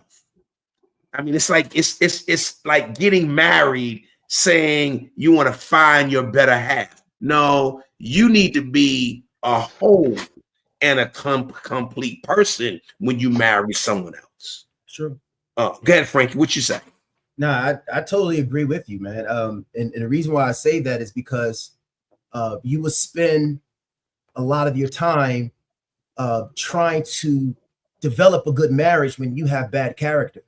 You know, so now what is in you bleeds out onto your partner, and it basically infiltrates your marriage. Now you end up in divorce court because there is no common ground. You can't, it's like love isn't there.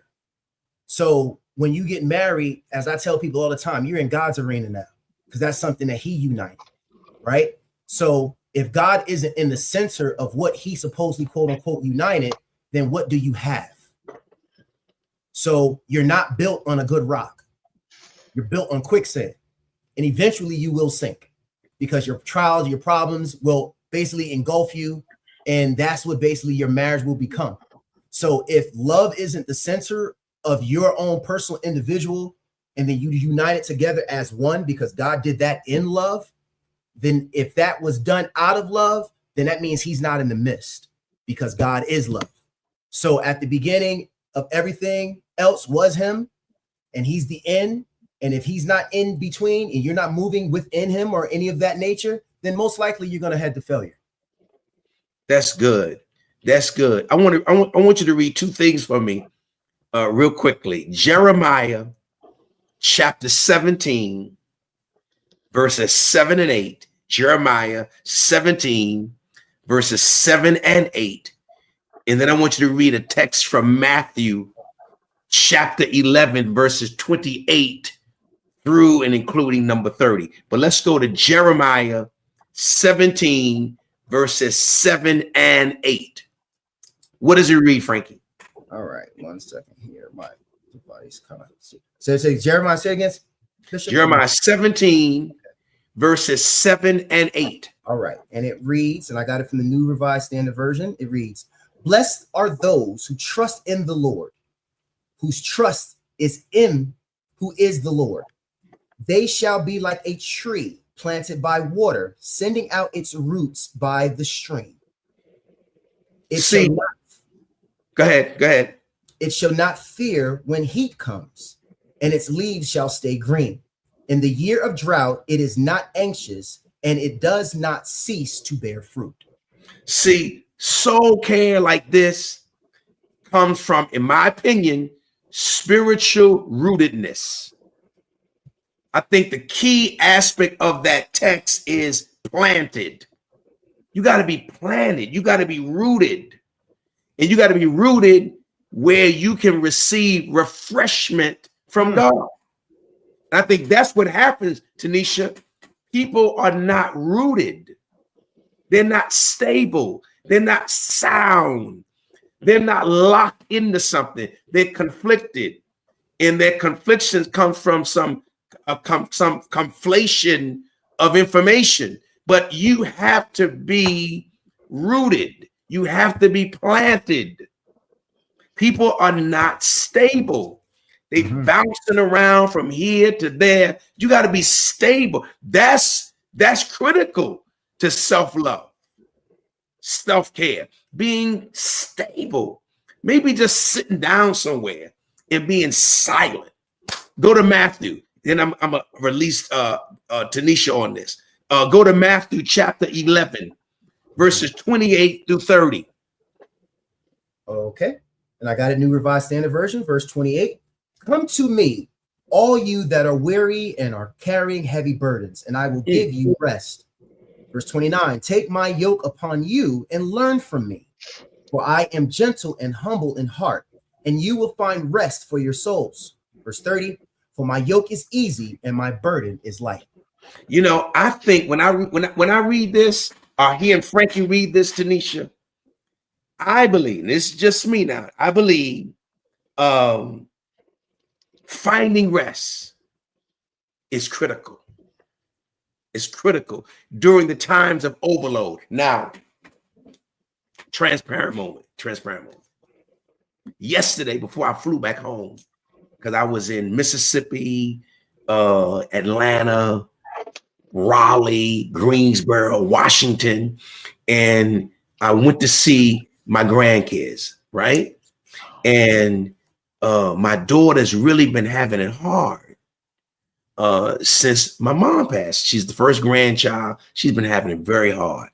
We're sitting at breakfast, and I went primarily just to kind of spend some time with her.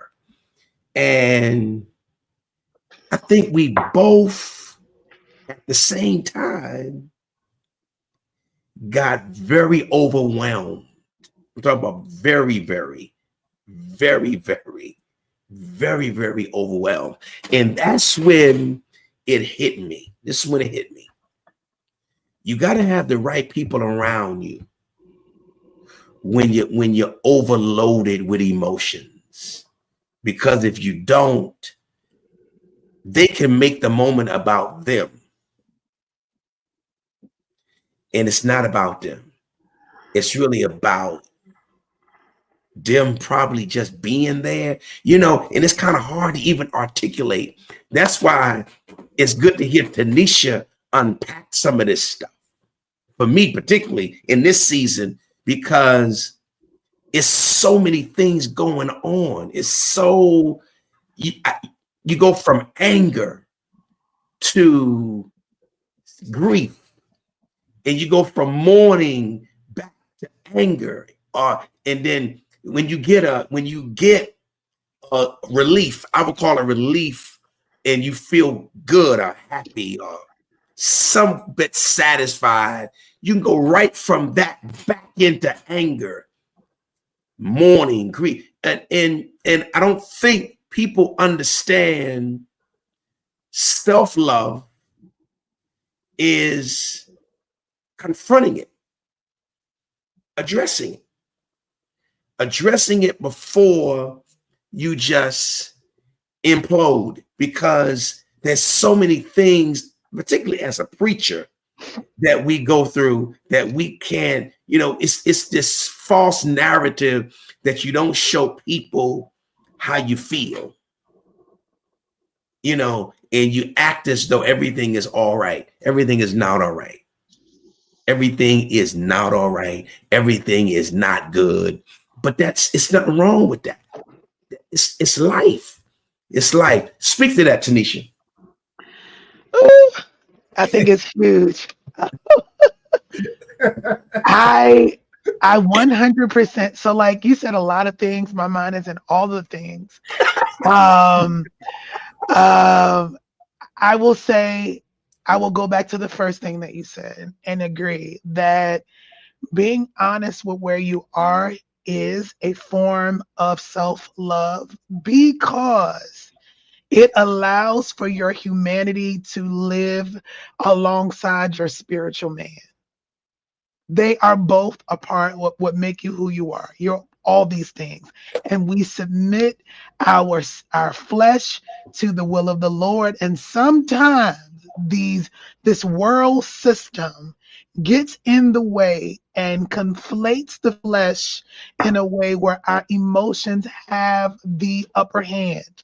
And this is normal, and it requires a moment in time to admit it and release it so that you can tell the flesh to calm down and make the decision to go back into a spiritual place.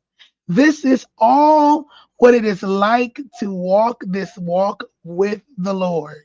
Mm. This is what it is like to be human and to walk this walk with the Lord. And I think we do ourselves a disservice to pretend like we do not have human realities in this walk of a spiritual walk with the Lord. We step in and out of being in this. The goal is to walk on the straight and narrow in the spirit, and we are in and out because we are weighted down by the cares of life. This is the reason why pulling away to pray is important, because it recalibrates us back into the fact that God is in control, that nothing is happening that catches him by surprise, that everything is going to work out for the good. But we don't always feel that. And it doesn't always feel like God loves us that way. And then again, when we are convinced that he loves us, right, sometimes we can do ourselves a disservice by acting like we are Teflon to people that we serve, and then they will override us with what's going on with them, and they don't have compassion. So then we overwork ourselves trying to make them happy, which kills us from having our natural reactions of life, which is self-love. To take care of myself is to be aware of where I am, what I can do, what my limitations are. That is self-love. So I agree with that statement, because healing is a journey. It's a marathon, not a sprint. Tanisha, you could not have said that better. I wish there was a way. I really wish there was a way that broken hearts could heal and mend overnight. But it just doesn't happen that way. And you have to be intentional. Now, for me, I'm talking personal now. For me, you have to be intentional not to allow the brokenness or the abandonment or the melancholiness to bleed over into what you do in a public space to help people. Because see, our job, the three of us, we're helping people. We're all outside of our professions. We have been called by God to minister to people, not minister to people when we're so broken and we're so wounded, which many times that's when we do our ministry. When we're broken, when we're wounded, when we hurt, when our hearts have been devastated, it just becomes, I don't know. It just becomes very, very difficult to put into words how you minister, and you're so fragmented and crushed yourself. But God gives you the wherewithal to do it. But I think real, and I know this for a fact, this real self-love piece is that that Mark chapter 6. Read that again, Frankie. That Mark chapter 6, verse 31. Then Jesus said, "Let's go off by ourselves to a quiet place and rest a while." He said this because there were so many people coming and going that Jesus and his apostles didn't have time to eat. It's so many things coming and going in our lives, and they're not bad things. These people are, the coming and the going is not bad. It's just, it doesn't give you enough time to recalibrate. You have to make a conscious decision for your self-love to step back. You can eat, so you can sleep, you can rest, and it's very difficult to be at your best for people when you're really not at your best for yourself. I think that's the way I would phrase it. Listen, this has been, you know what, Tanisha, we really could stay on this. We can stay on this another 2 hours because this is so rich. And I want to add some final words and some summation to this, because this was just tremendous. You and Frankie did an outstanding job tonight. I mean, outstanding job with this tonight. But I am still going to conclude to some great degree. Unhealthy self-love for me is a euphemism for selfishness. I want you all to start thinking about that as you put together your final summation. Frankie, I want to do a seed challenge tonight of $30. That's a seed challenge for tonight of $30. I want everyone on the platform tonight, everyone on the platform, I want you to sow a $30 seed on tonight. Everyone, good to see Toya on with me tonight. Great to see her on the platform with us tonight. I need every person sow a $30 seed on tonight. A $30 seed. The ways to give, you see them on the screen. You're going to do done with a green check mark. Done with the green check mark. I don't give to be seen, but I ought to be seen giving. I don't give to be seen, but I should be seen giving and sowing seed into the kingdom of God. All right. 4 ways of giving: Cash App, $ 371 Highway, Givelify, Highway Church, Zelle, the Highway Church 371 at gmail.com, PayPal, Highway Church.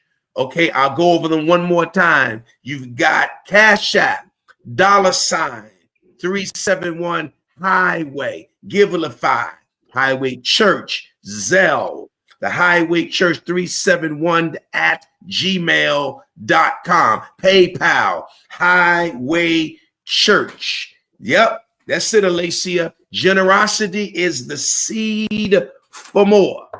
Generosity is the seed for more. There's a lot of technical terms that we use tonight that if you went into the chat, you'll be able to pick those phrases up and put them in your notes. There's a bevy of scriptures that I gave tonight that I want you to write those scriptures down and go back in your times of devotion and reflection and go through those scriptures once again. Yeah, Frankie, put the ways to give in the crawl. Let's go through who sowed seeds so far. Everyone, I need you to sow your seed tonight. Okay, Bishop, I don't have 30. Whatever you have, sow seed. It's good ground. This is good ground. Thank you, John LaRota, for your seed on tonight. I love you, man. Thank you. Thank you, Dr. Veronica. I didn't see her on tonight. Good to see you, Doc, being on with us tonight. Good to see you. Thank you so much for being with us tonight. Our intercessor, Beverly Brown. Thank you, Beverly, for your seed on tonight. Justina. Thank you, Justina, for your seed on tonight. Thank you, Frankie Elder, the minister, the doctor, the producer. Thank you, Frankie, for your seed on tonight. Mike Cologne, thank you, Mike, for your seed on tonight. Mother Stevenson, thank you for your seed on tonight. I love you. Thank you so much. Linda Green, thank you, Linda, for your seed on tonight. Continue to sow your seed on tonight. 4 platforms of giving. This has been absolutely amazing tonight. So much so until I think there's so much more that we need to consider in this conversation about healthy self-love and an unhealthy self-love. Let's do this. Frankie, you'll go first with your summation, and then the woman of God, she will come with her summation. Thank you, Wendy Wade, for your seed on tonight. Continue to sow your seed, everyone. Go ahead, Frank. I would say it like this. Romans 12:1 says, I beseech you therefore, brethren, by the mercies of God, that you present your body as a living sacrifice, holy and acceptable unto him, that basically for your reasonable service. So self-evaluate is key. Self-love and loving thyself is key, because if you got love, that means God is within you, because God is love. So it's very, very important to draw a line between being a narcissist versus actually being a person that is exuding true love. That means the love of God, which means that there is healing, that there is love in the healing, that everything that you're saying basically is of the word of the Lord and is of truth and honesty. Now, we basically need to keep in mind that in this life, things are going to be faced. We're going to go through things, but we cannot forget the source in which given us the energy, that has given us the power, and also has given us the love. And also remember to evaluate one's own self, as it says in 2 Corinthians, to basically test yourself, to basically adhere to the faith that you say that you have, but also there should be a fruit of what you say that you are and who you say you're coming from, which is basically be considered as a child of God. So never forget God, never forget his ways, and always keep his word in your heart, in that you might not sin against it.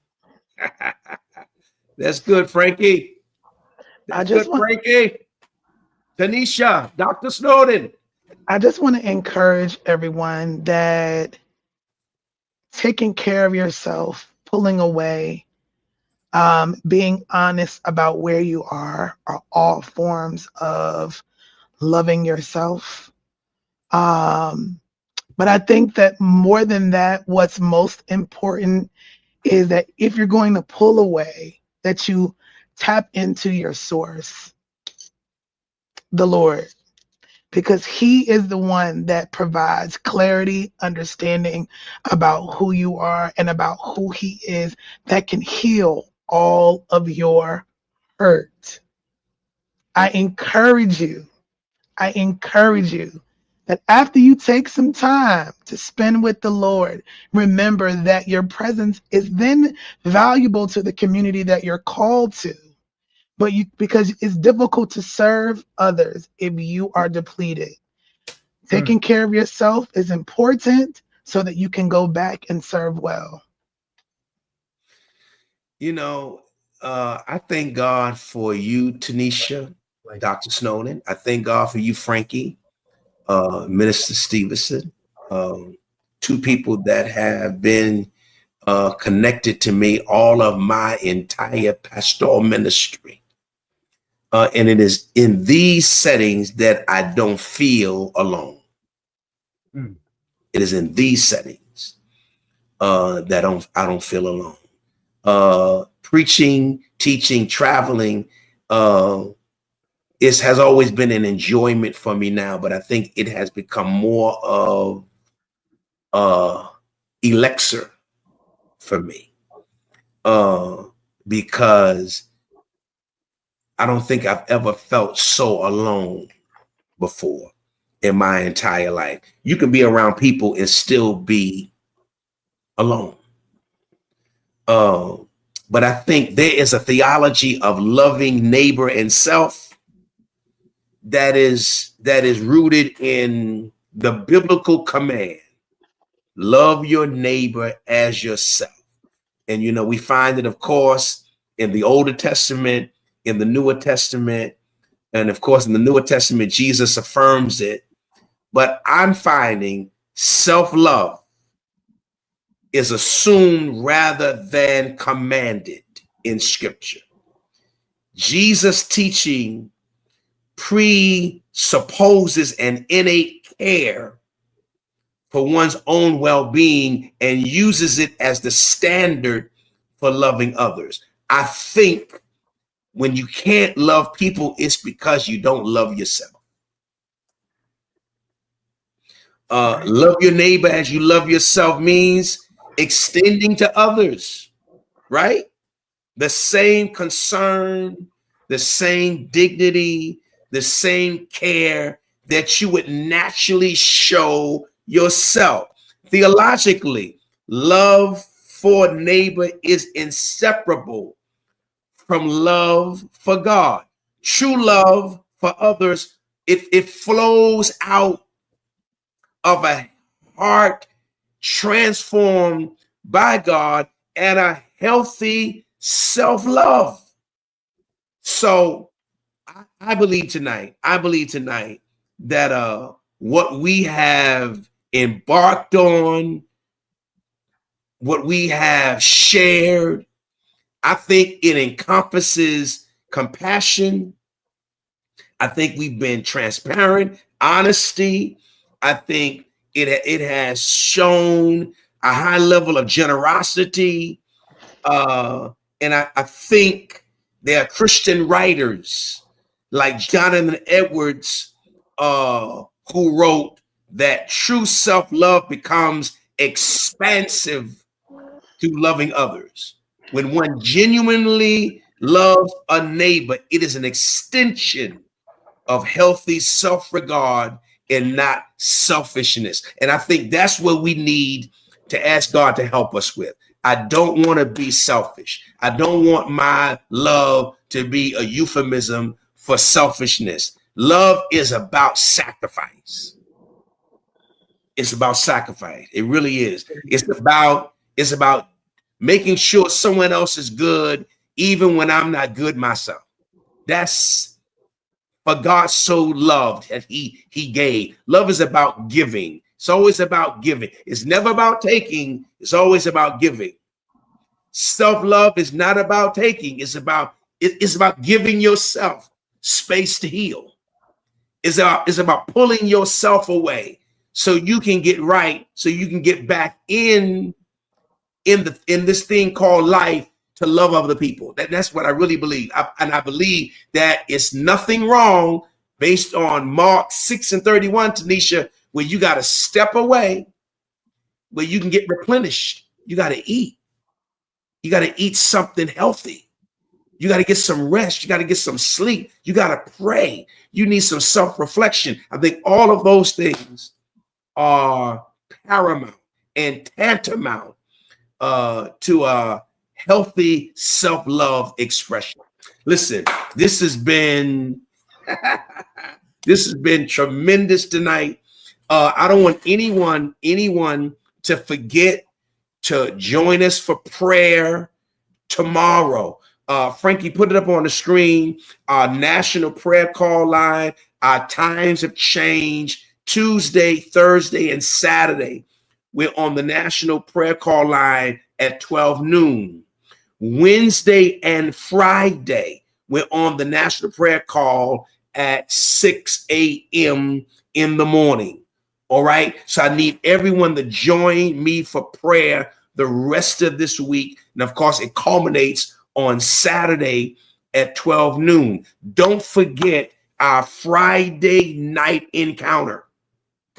Okay. I'll be live this coming Friday night. Please meet me Friday night at 7 p.m. It's going to be outstanding. And then, of course, Sunday morning at 10 a.m., we'll be live back here on the virtual platform. But this coming Sunday at 12 noon is our Communion Sunday, our in-person communion service. All roads will lead to 371 10th Avenue, Patterson, New Jersey. I'll be in the house. This will be our first communion coming out of the summer, and I want everyone please to meet me there on this coming Sunday. And then on Sunday night, our Sunday night encounter starting at 7 p.m. God is going to meet us on Sunday night, and I am truly inspired. Now listen, saints, what I need you to do, if you have not sown your seed, continue to sow your seed on tonight. Tanisha, thank you for your seed on tonight as well. Saints, please keep the Page family in prayer. Keep our Shanta Campbell in prayer. Keep our Wanda McDowell in prayer. Keep our Rebecca McGee Fluellen and her family. Keep them in prayer. Those that are sick, those that are shut out, let's keep them in prayer. Also, let's keep our brother Jimmy Salmon in prayer as well. Listen, today is Alicia Walker's birthday. Today is Alicia Walker's birthday. I need everybody, everybody on the platform. I need you to start sending some birthday shout outs to Alicia Walker. I think I did a post also for my daughter, and you all responded so well to the birthday wishes for my daughter, Crystal. But please, let's send up some birthday wishes to Alicia Walker. Of course, you've been doing well with my daughter Crystal, but you can say happy birthday to her again. Listen, I love you all so much. You're the greatest church in the entire world. My Highway Nation, my cyber membership, thank you. You're the greatest virtual membership in the entire world. You support everything I do. You love me and I love you. And I honor you. And I appreciate you. All right. Now, remember this. God gives his best. God does. God gives his best to those that give their best to him. Have a great night. And I'll see you this weekend. Friday will begin for the rest of the weekend. I love you. God bless. Take care. Little song I sing to the Lord when I'm driving in my car. Goes like this. I really love you. I really love you. Because you first loved me. I really love you.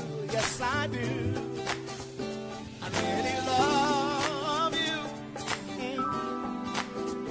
I really love you, Jesus, because you first loved me. I really love you, yes I do. Come on. I really love you. Come on, sing it with me. I really love you because you first loved me.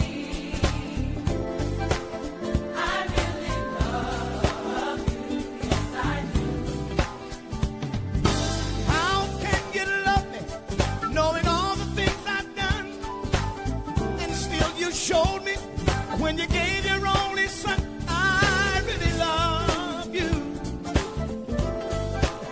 I really love you. Yes, I do. Come on, say that. How can you love me? Knowing all things I've done. And then you showed me.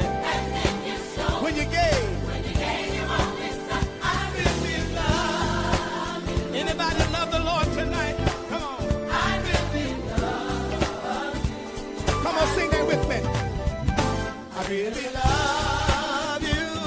Yeah. Come on. I really love you, Jesus. Because you first loved me. Because you first loved me. I really love you. Come on. You are the air I breathe. You are the air I breathe. You are the song I sing. No one can compare to the joy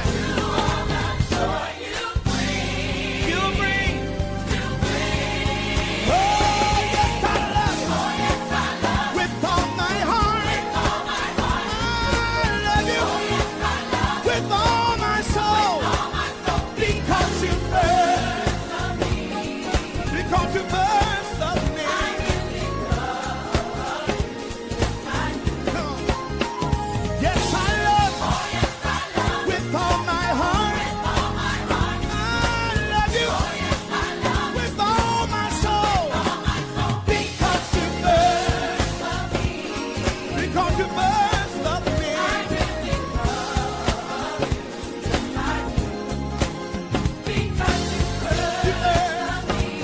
Because you first loved me.